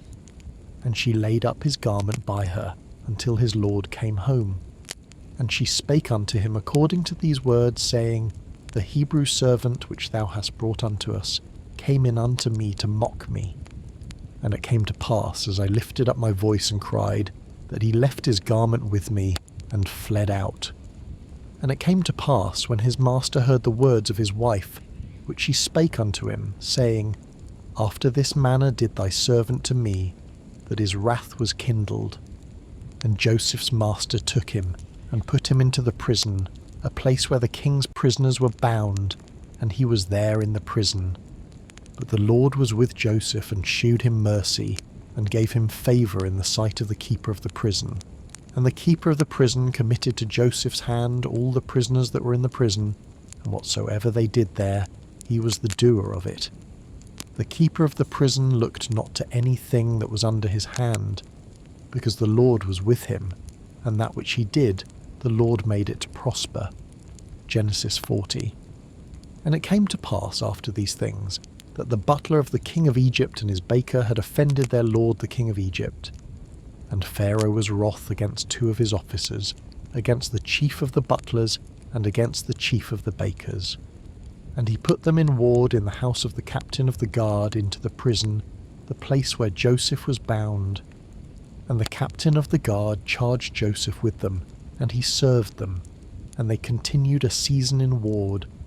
And they dreamed a dream, both of them, each man his dream in one night, each man according to the interpretation of his dream, the butler and the baker of the king of Egypt, which were bound in the prison. And Joseph came in unto them in the morning, and looked upon them, and behold, they were sad.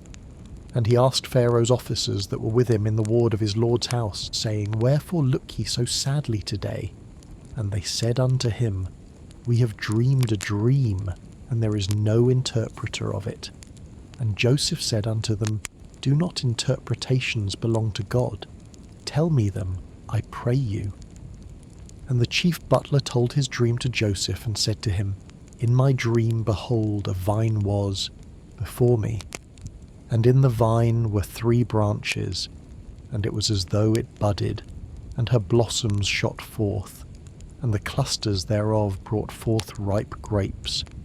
And Pharaoh's cup was in my hand, and I took the grapes, and pressed them into Pharaoh's cup, and I gave the cup into Pharaoh's hand." And Joseph said unto him, "This is the interpretation of it. The 3 branches are 3 days.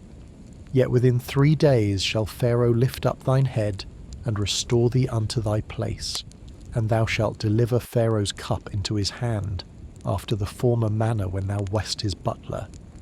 But think on me when it shall be well with thee, and show kindness, I pray thee, unto me, and make mention of me unto Pharaoh, and bring me out of this house. For indeed I was stolen away out of the land of the Hebrews, and here also have I done nothing that they should put me into the dungeon."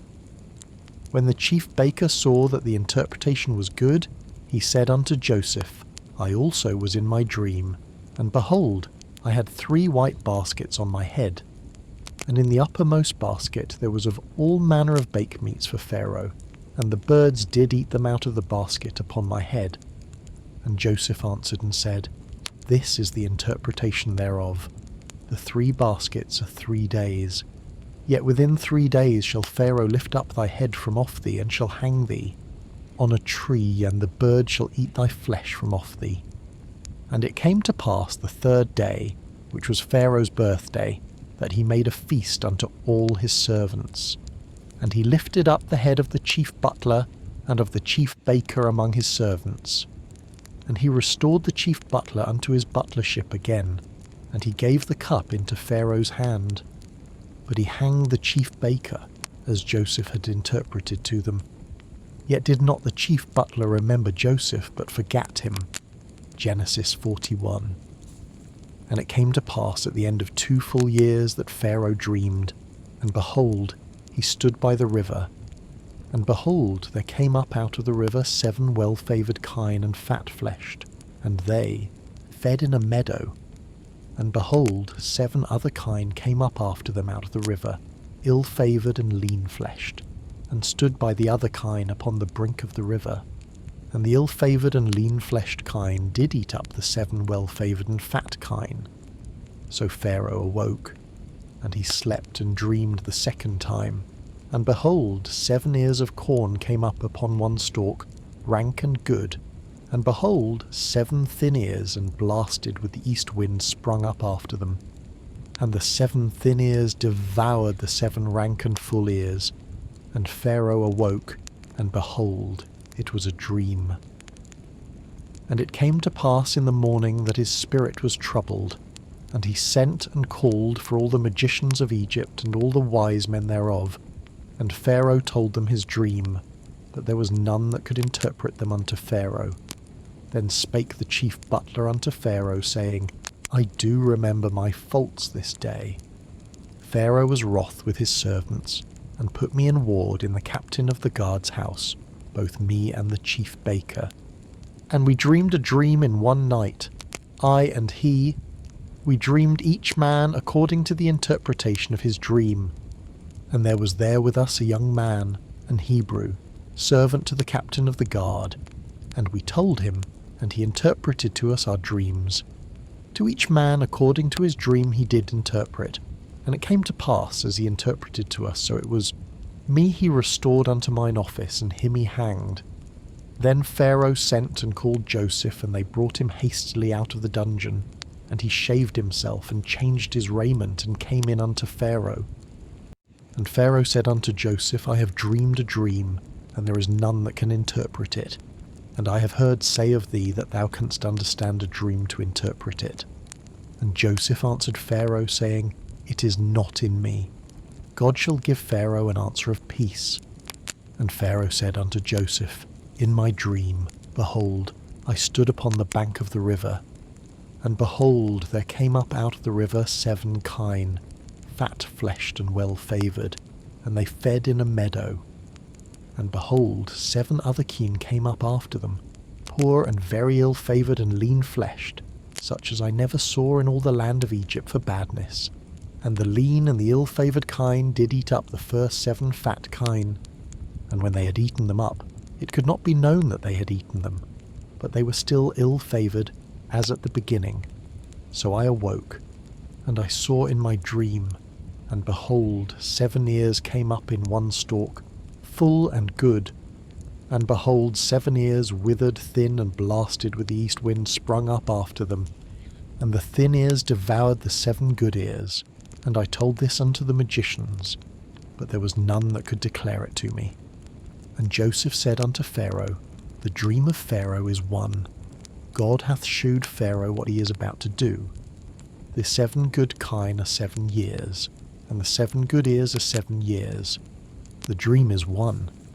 And the 7 thin and ill-favoured kine that came up after them are 7 years. And the 7 empty ears blasted with the east wind shall be 7 years of famine. This is the thing which I have spoken unto Pharaoh. What God is about to do he showeth unto Pharaoh. Behold, there come 7 years of great plenty throughout all the land of Egypt. And there shall arise after them 7 years of famine, and all the plenty shall be forgotten in the land of Egypt, and the famine shall consume the land. And the plenty shall not be known in the land by reason of that famine following, for it shall be very grievous. And for that the dream was doubled unto Pharaoh twice. It is because the thing is established by God, and God will shortly bring it to pass. Now therefore let Pharaoh look out a man discreet and wise, and set him over the land of Egypt. Let Pharaoh do this, and let him appoint officers over the land, and take up the 5th part of the land of Egypt in the 7 plenteous years. And let them gather all the food of those good years that come, and lay up corn under the hand of Pharaoh, and let them keep food in the cities. And that food shall be for store to the land against the 7 years of famine, which shall be in the land of Egypt, that the land perish not through the famine. And the thing was good in the eyes of Pharaoh, and in the eyes of all his servants. And Pharaoh said unto his servants, Can we find such a one as this is, a man in whom the Spirit of God is? And Pharaoh said unto Joseph, Forasmuch as God hath showed thee all this, there is none so discreet and wise as thou art. Thou shalt be over my house, and according unto thy word shall all my people be ruled. Only in the throne will I be greater than thou. And Pharaoh said unto Joseph, See, I have set thee over all the land of Egypt. And Pharaoh took off his ring from his hand, and put it upon Joseph's hand, and arrayed him in vestures of fine linen, and put a gold chain about his neck. And he made him to ride in the 2nd chariot which he had. And they cried before him, Bow the knee. And he made him ruler over all the land of Egypt. And Pharaoh said unto Joseph, I am Pharaoh, and without thee shall no man lift up his hand or foot in all the land of Egypt. And Pharaoh called Joseph's name Zaphnath-Paneah, and he gave him to wife Asenath, the daughter of Potipherah, priest of On. And Joseph went out over all the land of Egypt. And Joseph was 30 years old when he stood before Pharaoh king of Egypt.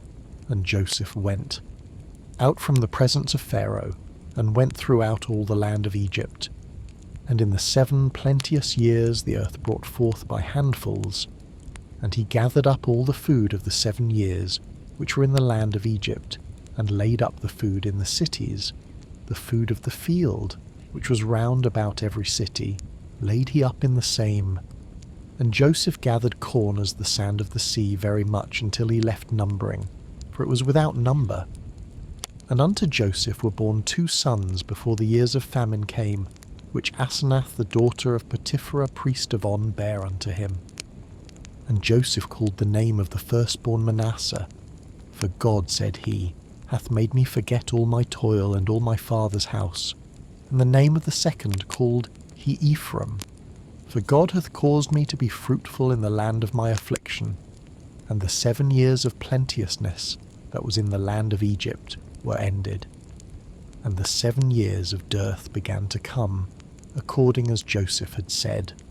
And the dearth was in all lands, but in all the land of Egypt there was bread. And when all the land of Egypt was famished, the people cried to Pharaoh for bread. And Pharaoh said unto all the Egyptians, Go unto Joseph, what he saith to you, do. And the famine was over all the face of the earth, and Joseph opened all the storehouses and sold unto the Egyptians, and the famine waxed sore in the land of Egypt. And all countries came into Egypt to Joseph for to buy corn, because that the famine was so sore in all lands. Genesis 42. Now when Jacob saw that there was corn in Egypt, Jacob said unto his sons, Why do ye look one upon another? And he said, Behold, I have heard that there is corn in Egypt. Get you down thither, and buy for us from thence, that we may live and not die. And Joseph's 10 brethren went down to buy corn in Egypt. But Benjamin, Joseph's brother, Jacob sent not with his brethren, for he said, Lest peradventure mischief befall him. And the sons of Israel came to buy corn among those that came, for the famine was in the land of Canaan.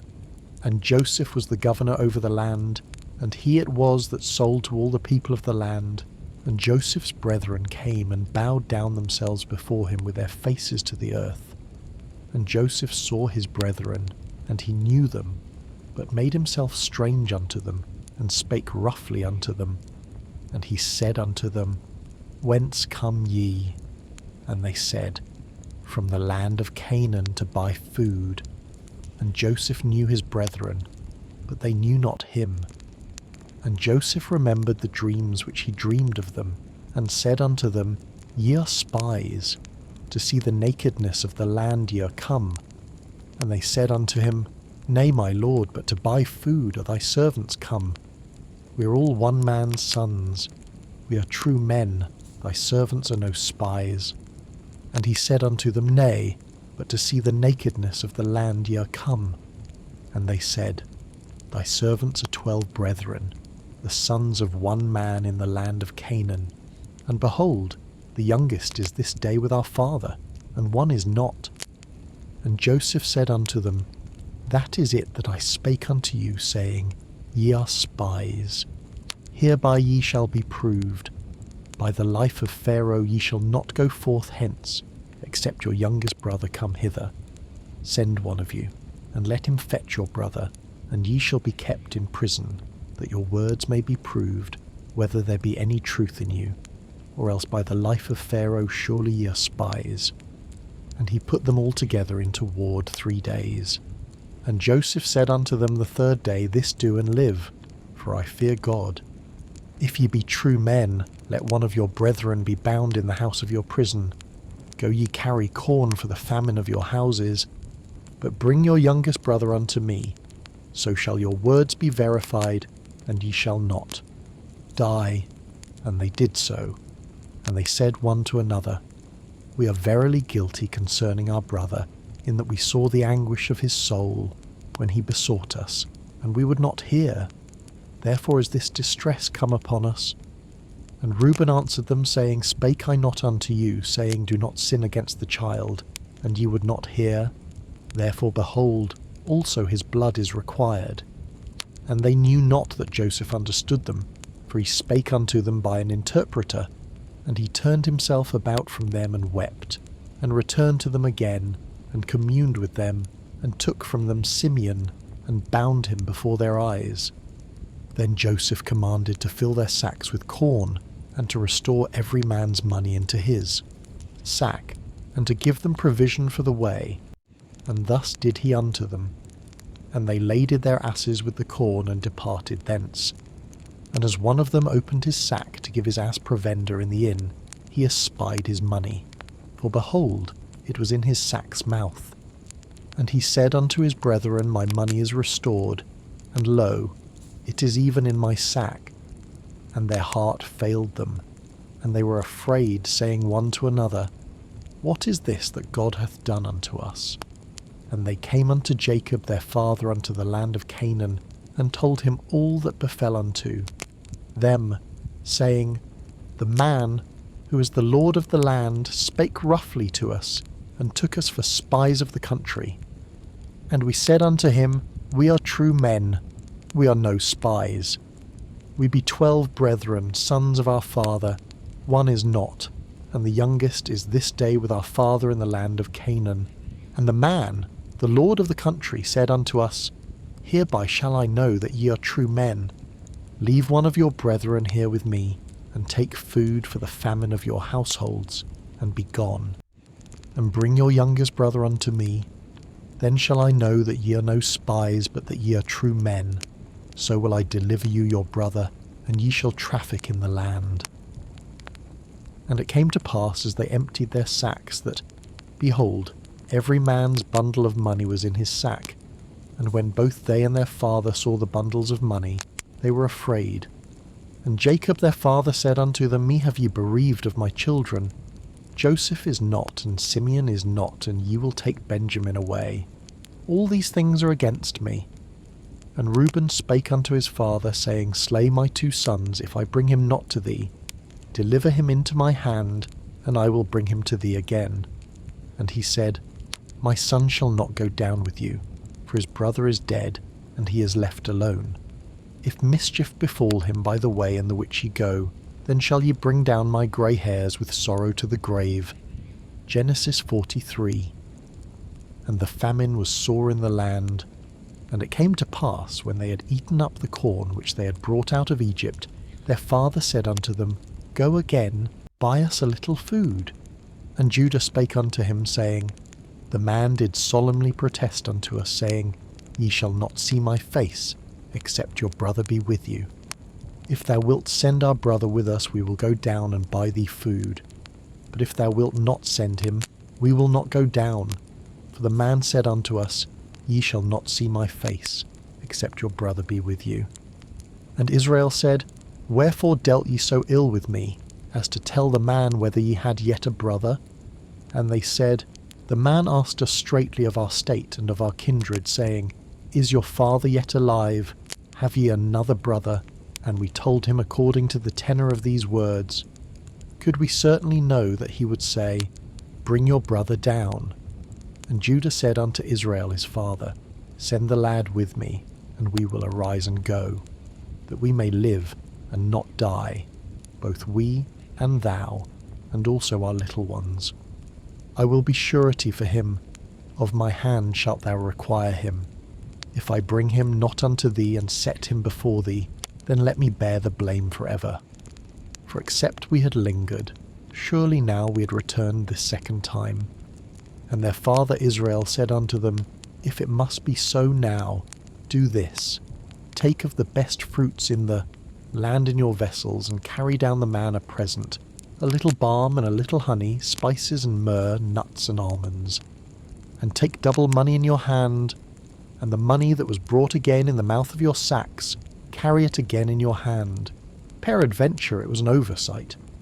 Take also your brother, and arise, go again unto the man, and God Almighty give you mercy before the man, that he may send away your other brother, and Benjamin. If I be bereaved of my children, I am bereaved. And the men took that present, and they took double money in their hand, and Benjamin, and rose up, and went down to Egypt, and stood before Joseph. And when Joseph saw Benjamin with them, he said to the ruler of his house, Bring these men home, and slay, and make ready, for these men shall dine with me at noon. And the man did as Joseph bade, and the man brought the men into Joseph's house. And the men were afraid, because they were brought into Joseph's house. And they said, Because of the money that was returned in our sacks at the first time are we brought in, that he may seek occasion against us, and fall upon us, and take us for bondmen, and our asses. And they came near to the steward of Joseph's house, and they communed with him at the door of the house, and said, O sir, we came indeed down at the first time to buy food. And it came to pass, when we came to the inn, that we opened our sacks, and behold, every man's money was in the mouth of his sack, our money in full weight, and we have brought it again in our hand. And other money have we brought down in our hands to buy food. We cannot tell who put our money in our sacks. And he said, Peace be to you, fear not. Your God, and the God of your father, hath given you treasure in your sacks. I had your money. And he brought Simeon out unto them. And the man brought the men into Joseph's house and gave them water, and they washed their feet, and he gave their asses provender. And they made ready the present against Joseph came at noon, for they heard that they should eat bread there. And when Joseph came home, they brought him the present which was in their hand into the house, and bowed themselves to him to the earth. And he asked them of their welfare, and said, Is your father well, the old man of whom ye spake? Is he yet alive? And they answered, Thy servant our father is in good health, he is yet alive. And they bowed down their heads, and made obeisance. And he lifted up his eyes, and saw his brother Benjamin, his mother's son, and said, Is this your younger brother of whom ye spake unto me? And he said, God be gracious unto thee, my son. And Joseph made haste, for his bowels did yearn upon his brother, and he sought where to weep. And he entered into his chamber, and wept there. And he washed his face, and went out, and refrained himself, and said, Set on bread. And they set on for him by himself, and for them by themselves, and for the Egyptians, which did eat with him, by themselves, because the Egyptians might not eat bread with the Hebrews, for that is an abomination unto the Egyptians. And they sat before him, the firstborn according to his birthright, and the youngest according to his youth, and the men marvelled one at another. And he took and sent messes unto them from before him, but Benjamin's mess was 5 times so much as any of theirs. And they drank, and were merry with him. Genesis 44.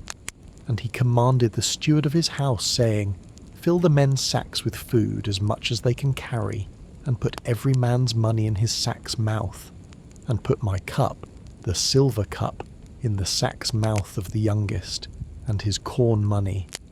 And he did according to the word that Joseph had spoken. As soon as the morning was light, the men were sent away, they and their asses. And when they were gone out of the city, and not yet far off, Joseph said unto his steward, Up, follow, after the men, and when thou dost overtake them, say unto them, Wherefore have ye rewarded evil for good? Is not this it in which my Lord drinketh, and whereby indeed he divineth? Ye have done evil in so doing. And he overtook them, and he spake unto them these same words. And they said unto him, Wherefore saith my Lord these words? God forbid that thy servant should do according to this thing. Behold, the money, which we found in our sacks' mouths, we brought again unto thee out of the land of Canaan. How then should we steal out of thy Lord's house silver or gold? With whomsoever of thy servants it be found, both let him die, and we also will be my Lord's bondmen. And he said, Now also let it be according unto your words. He with whom it is found shall be my servant, and ye shall be blameless. Then they speedily took down every man his sack to the ground, and opened every man his sack. And he searched, and began at the eldest, and left at the youngest. And the cup was found in Benjamin's sack. Then they rent their clothes, and laded every man his ass, and returned to the city. And Judah and his brethren came to Joseph's house, for he was yet there, and they fell before him on the ground. And Joseph said unto them, What deed is this that ye have done? Wot ye not that such a man as I can certainly divine? And Judah said, What shall we say unto my Lord? What shall we speak? Or how shall we clear ourselves? God hath found out the iniquity of thy servants. Behold, we are my Lord's servants, both we and he also with whom the cup is found. And he said, God forbid that I should do so, but the man in whose hand the cup is found, he shall be my servant. And as for you, get you up in peace unto your father. Then Judah came near unto him and said, O my Lord, let thy servant, I pray thee, speak a word in my Lord's ears, and let not thine anger burn against thy servant, for thou art even as Pharaoh. My Lord asked his servants, saying, Have ye a father or a brother? And we said unto my Lord, We have a father, an old man, and a child of his old age, a little one, and his brother is dead, and he alone is left of his mother, and his father loveth him. And thou saidst unto thy servants, Bring him down unto me, that I may set mine eyes upon him. And we said unto my Lord, the lad cannot leave his father, for if he should leave his father would die. And thou saidst unto thy servants, Except your youngest brother come down with you, ye shall see my face no more. And it came to pass, when we came up unto thy servant my father, we told him the words of my lord. And our father said, Go again, and buy us a little food. And we said, We cannot go down. If our youngest brother be with us, then will we go down. For we may not see the man's face, except our youngest brother be with us. And thy servant my father said unto us, Ye know that my wife bare me 2 sons. And the one went out from me, and I said, Surely he is torn in pieces, and I saw him not since. And if ye take this also from me, and mischief befall him, ye shall bring down my grey hairs with sorrow to the grave.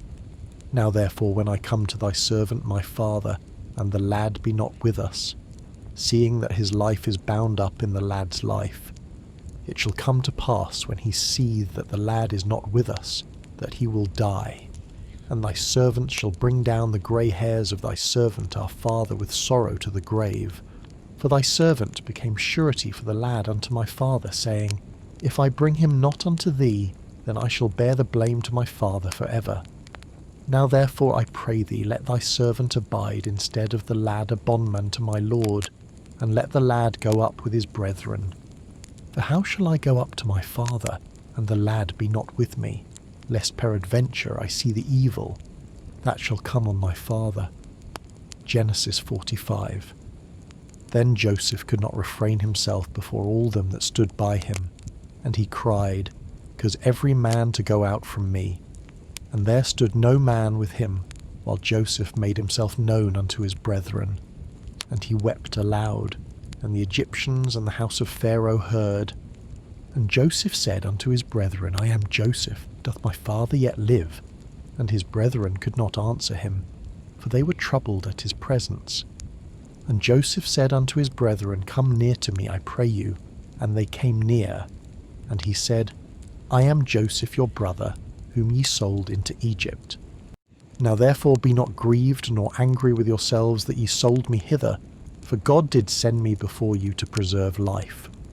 For these 2 years hath the famine been in the land, and yet there are 5 years, in the which there shall neither be earing nor harvest. And God sent me before you to preserve you a posterity in the earth, and to save your lives by a great deliverance. So now it was not you that sent me hither, but God. And he hath made me a father to Pharaoh, and lord of all his house, and a ruler throughout all the land of Egypt. Haste ye, and go up to my father, and say unto him, Thus saith thy son Joseph, God hath made me lord of all Egypt. Come down unto me, tarry not.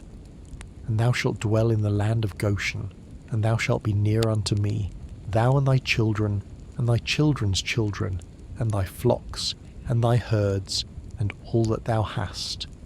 And there will I nourish thee. For yet there are 5 years of famine, lest thou and thy household, and all that thou hast, come to poverty.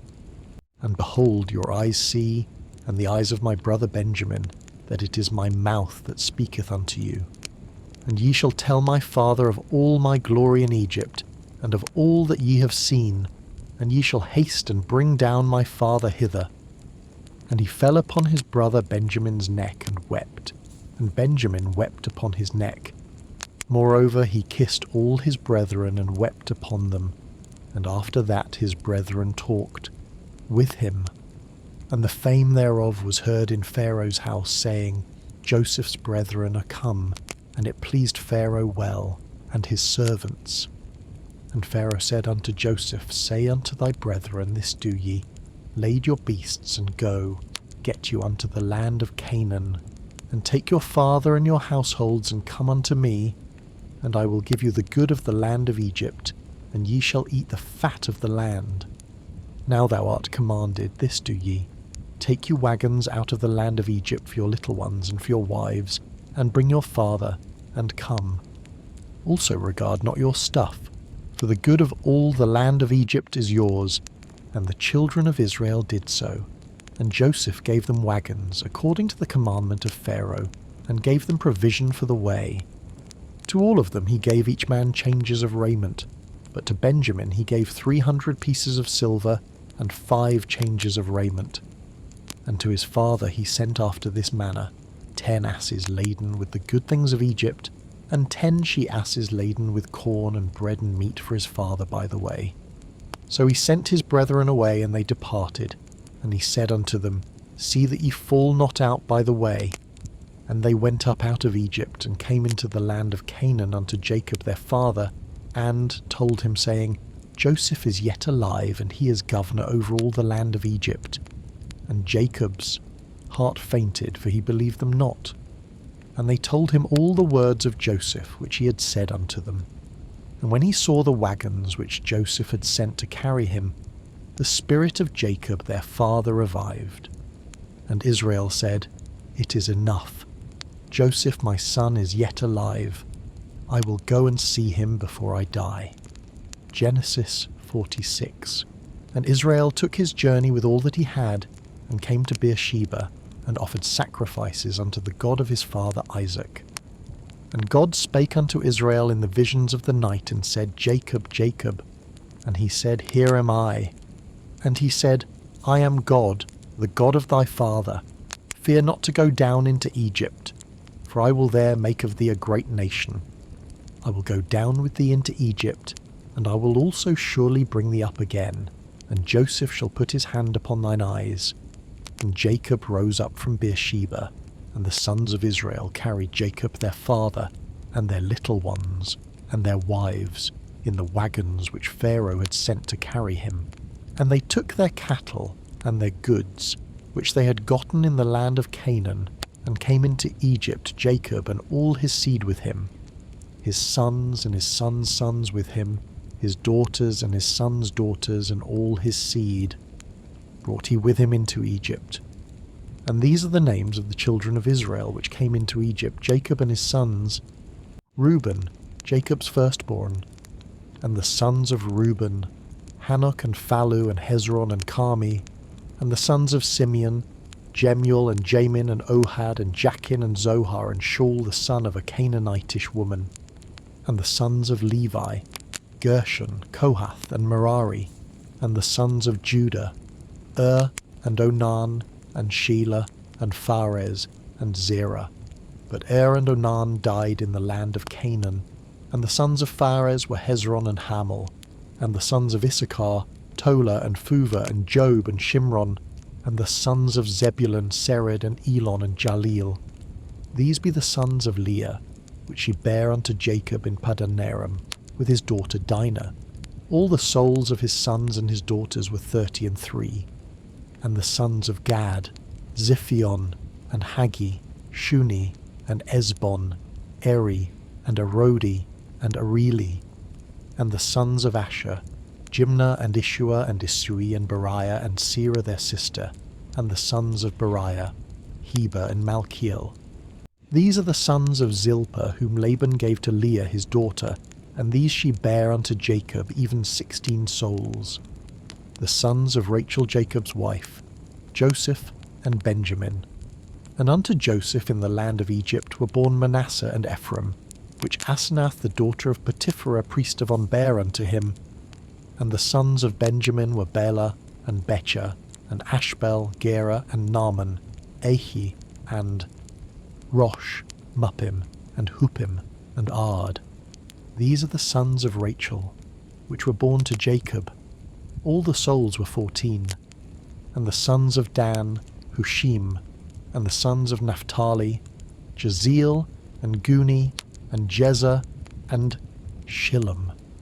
These are the sons of Bilhah, which Laban gave unto Rachel his daughter, and she bare these unto Jacob. All the souls were 7.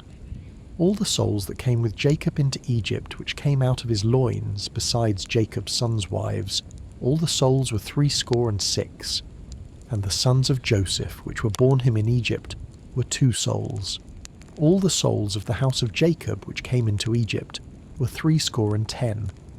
And he sent Judah before him unto Joseph to direct his face unto Goshen, and they came into the land of Goshen.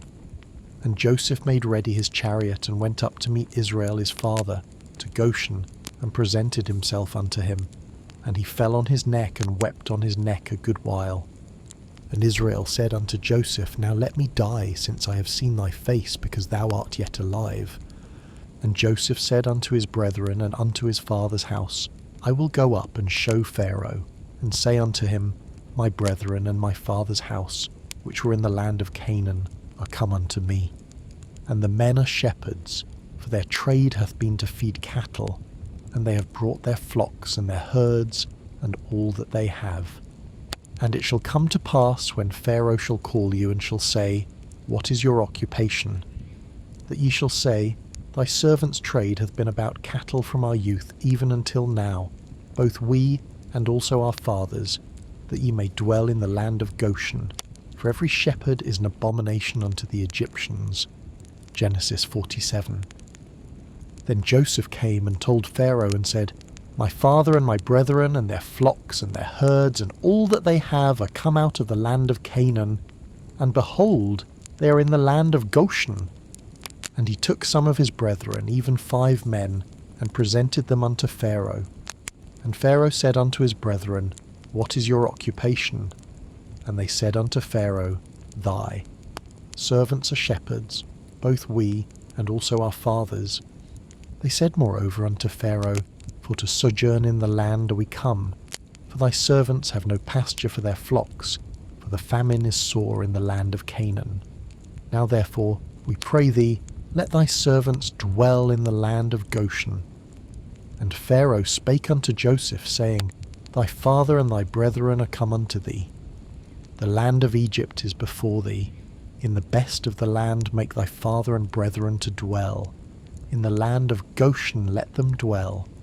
And if thou knowest any men of activity among them, then make them rulers over my cattle. And Joseph brought in Jacob his father, and set him before Pharaoh, and Jacob blessed Pharaoh. And Pharaoh said unto Jacob, How old art thou? And Jacob said unto Pharaoh, The days of the years of my pilgrimage are 130 years. Few and evil have the days of the years of my life been, and have not attained unto the days of the years of the life of my fathers in the days of their pilgrimage. And Jacob blessed Pharaoh, and went out from before Pharaoh. And Joseph placed his father and his brethren, and gave them a possession in the land of Egypt, in the best of the land, in the land of Ramesses, as Pharaoh had commanded. And Joseph nourished his father and his brethren and all his father's household with bread according to their families. And there was no bread in all the land, for the famine was very sore, so that the land of Egypt, and all the land of Canaan fainted by reason of the famine. And Joseph gathered up all the money that was found in the land of Egypt, and in the land of Canaan for the corn which they bought, and Joseph brought the money into Pharaoh's house. And when money failed in the land of Egypt and in the land of Canaan, all the Egyptians came unto Joseph and said, Give us bread, for why should we die in thy presence? For the money faileth. And Joseph said, Give your cattle, and I will give you for your cattle if money fail. And they brought their cattle unto Joseph, and Joseph gave them bread in exchange for horses, and for the flocks, and for the cattle of the herds, and for the asses, and he fed them with bread for all their cattle for that year. When that year was ended, they came unto him the 2nd year, and said unto him, We will not hide it from my lord, how that our money is spent. My lord also hath our herds of cattle. There is not aught left in the sight of my lord, but our bodies and our lands. Wherefore shall we die before thine eyes, both we and our land? Buy us and our land for bread, and we and our land will be servants unto Pharaoh, and give us seed, that we may live and not die, that the land be not desolate. And Joseph bought all the land of Egypt for Pharaoh, for the Egyptians sold every man his field, because the famine prevailed over them. So the land became Pharaoh's. And as for the people, he removed them to cities from one end of the borders of Egypt, even to the other end thereof. Only the land of the priests bought he not, for the priests had a portion assigned them of Pharaoh, and did eat their portion which Pharaoh gave them. Wherefore they sold not their lands. Then Joseph said unto the people, Behold, I have bought you this day in your land for Pharaoh. Lo, here is seed for you, and ye shall sow the land. And it shall come to pass in the increase, that ye shall give the 5th part unto Pharaoh, and 4 parts shall be your own, for seed of the field, and for your food, and for them of your households, and for food for your little ones. And they said, Thou hast saved our lives. Let us find grace in the sight of my Lord, and we will be Pharaoh's servants. And Joseph made it a law over the land of Egypt unto this day, that Pharaoh should have the 5th part, except the land of the priests only, which became not Pharaoh's. And Israel dwelt in the land of Egypt, in the country of Goshen, and they had possessions therein, and grew, and multiplied exceedingly. And Jacob lived in the land of Egypt 17 years, so the whole age of Jacob was 147 years. And the time drew nigh that Israel must die, and he called his son Joseph, and said unto him, If now I have found grace in thy sight, put, I pray thee, thy hand under my thigh, and deal kindly and truly with me. Bury me not, I pray thee, in Egypt, but I will lie with my fathers, and thou shalt carry me out of Egypt, and bury me in their burying place. And he said, I will do as thou hast said. And he said, Swear unto me. And he sware unto him. And Israel bowed himself upon the bed's head. Genesis 48. And it came to pass after these things that one told Joseph, Behold, thy father is sick. And he took with him his 2 sons, Manasseh and Ephraim. And one told Jacob, and said, Behold, thy son Joseph cometh unto thee.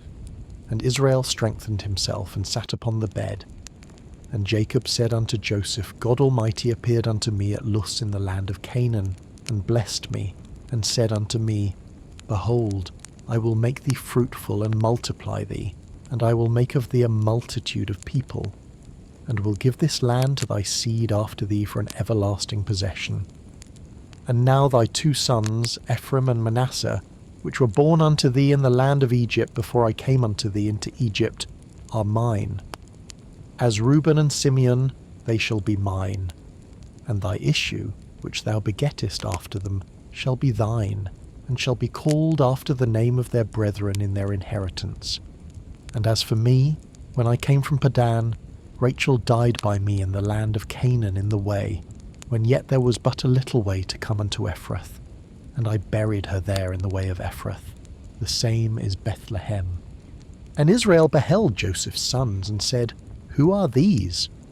And Joseph said unto his father, They are my sons, whom God hath given me in this place. And he said, Bring them, I pray thee, unto me, and I will bless them.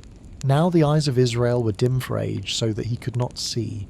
And he brought them near unto him, and he kissed them, and embraced them. And Israel said unto Joseph, I had not thought to see thy face. And lo, God hath showed me also thy seed. And Joseph brought them out from between his knees, and he bowed himself with his face to the earth. And Joseph took them both, Ephraim in his right hand toward Israel's left hand, and Manasseh in his left hand toward Israel's right hand, and brought them near unto him. And Israel stretched out his right hand, and laid it upon Ephraim's head, who was the younger, and his left hand upon Manasseh's head, guiding his hands wittingly, for Manasseh was the firstborn. And he blessed Joseph, and said, God, before whom my fathers Abraham and Isaac did walk, the God which fed me all my life long unto this day, the angel which redeemed me from all evil, bless the lads, and let my name be named on them, and the name of my fathers Abraham and Isaac, and let them grow into a multitude in the midst of the earth.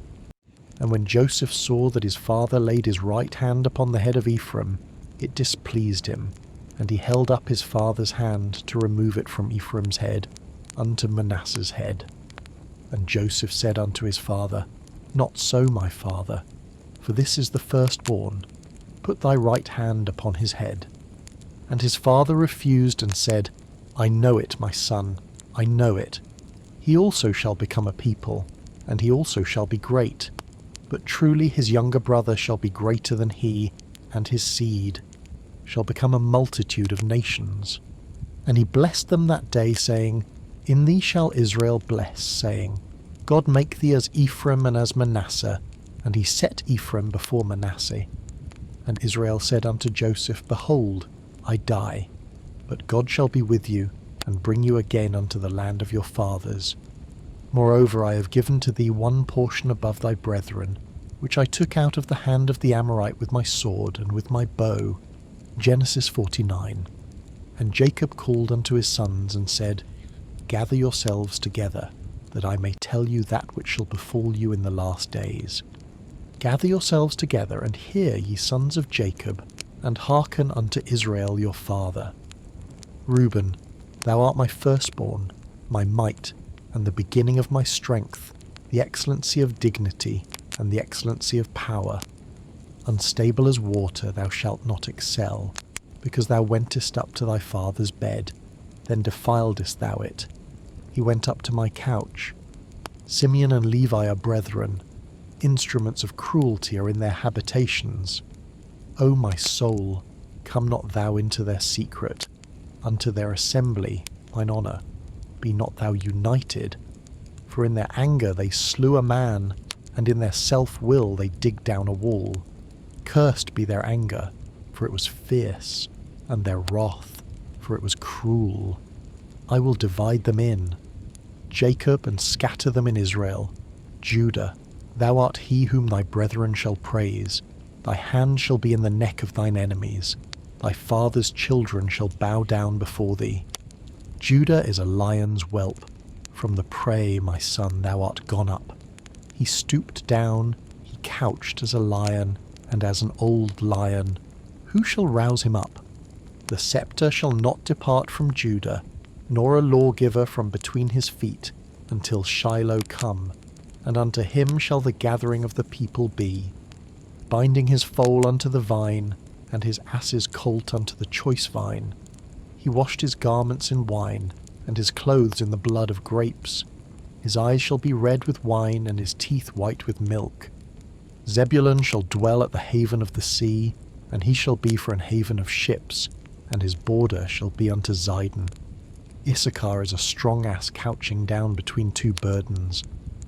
And he saw that rest was good, and the land that it was pleasant, and bowed his shoulder to. Bare, and became a servant unto tribute.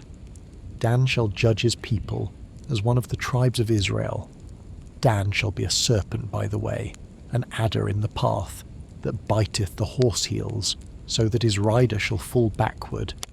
I have waited for thy salvation, O Lord. Gad, a troop shall overcome him, but he shall overcome at the last. Out of Asher his bread shall be fat, and he shall yield royal dainties. Naphtali is a hind let loose, he giveth goodly words. Joseph is a fruitful bough, even a fruitful bough by a well, whose branches run over the wall. The archers have sorely grieved him, and shot at him, and hated him. But his bow abode in strength, and the arms of his hands were made strong by the hands of the mighty God of Jacob. From thence is the shepherd, the stone of Israel, even by the God of thy father who shall help thee, and by the Almighty who shall bless thee with blessings of heaven above, blessings of the deep that lieth under, blessings of the breasts and of the womb. The blessings of thy father have prevailed above the blessings of my progenitors unto the utmost bound of the everlasting hills. They shall be on the head of Joseph, and on the crown of the head of him that was separate from his brethren. Benjamin shall ravin as a wolf.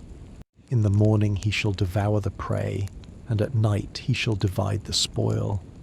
All these are the 12 tribes of Israel, and this is it that their father spake unto them, and blessed them. Every one according to his blessing he blessed them. And he charged them and said unto them, I am to be gathered unto my people. Bury me with my fathers in the cave that is in the field of Ephron the Hittite, in the cave that is in the field of Machpelah, which is before Mamre, in the land of Canaan, which Abraham bought with the field of Ephron the Hittite for a possession of a burying place. There they buried Abraham and Sarah his wife. There they buried Isaac and Rebekah his wife. And there I buried Leah. The purchase of the field and of the cave that is therein was from the children of Heth. And when Jacob had made an end of commanding his sons, he gathered up his feet into the bed, and yielded up the ghost, and was gathered unto his people. Genesis 50. And Joseph fell upon his father's face, and wept upon him, and kissed him. And Joseph commanded his servants the physicians to embalm his father, and the physicians embalmed Israel. And 40 days were fulfilled for him. For so are fulfilled the days of those which are embalmed. And the Egyptians mourned for him 70 days. And when the days of his mourning were past, Joseph spake unto the house of Pharaoh, saying, If now I have found grace in your eyes, speak, I pray you, in the ears of Pharaoh, saying, My father made me swear, saying, Lo, I die. In my grave, which I have digged for me in the land of Canaan, there shalt thou bury me. Now therefore let me go up, I pray thee, and bury my father, and I will come again. And Pharaoh said, Go up, and bury thy father, according as he made thee swear. And Joseph went up to bury his father, and with him went up all the servants of Pharaoh, the elders of his house, and all the elders of the land of Egypt, and all the house of Joseph and his brethren and his father's house. Only their little ones and their flocks and their herds they left in the land of Goshen. And there went up with him both chariots and horsemen, and it was a very great company. And they came to the threshing floor of Atad, which is beyond Jordan, and there they mourned with a great and very sore lamentation. And he made a mourning for his father 7 days.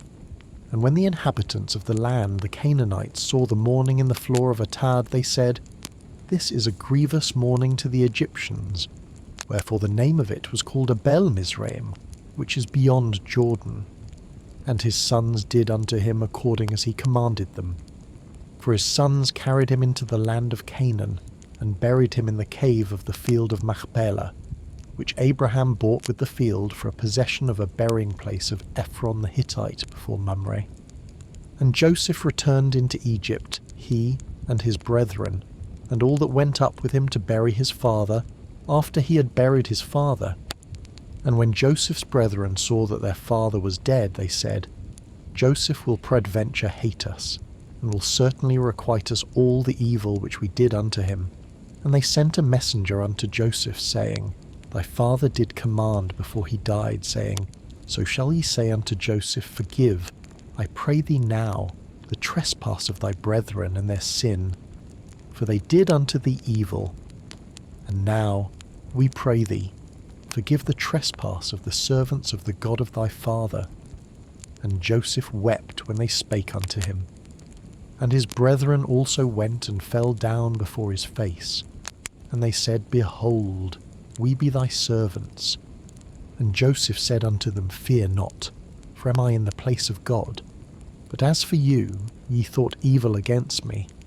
But God meant it unto good, to bring to pass, as it is this day, to save much people alive. Now therefore fear ye not, I will nourish you and your little ones. And he comforted them, and spake kindly unto them. And Joseph dwelt in Egypt, he and his father's house. And Joseph lived 110 years. And Joseph saw Ephraim's children of the 3rd generation. The children also of Machir, the son of Manasseh, were brought up upon Joseph's knees. And Joseph said unto his brethren, I die, and God will surely visit you, and bring you out of this land unto the land which he sware to Abraham, to Isaac, and to Jacob. And Joseph took an oath of the children of Israel, saying, God will surely visit you, and ye shall carry up my bones from hence. So Joseph died, being 110 years old, and they embalmed him, and he was put in a coffin in Egypt.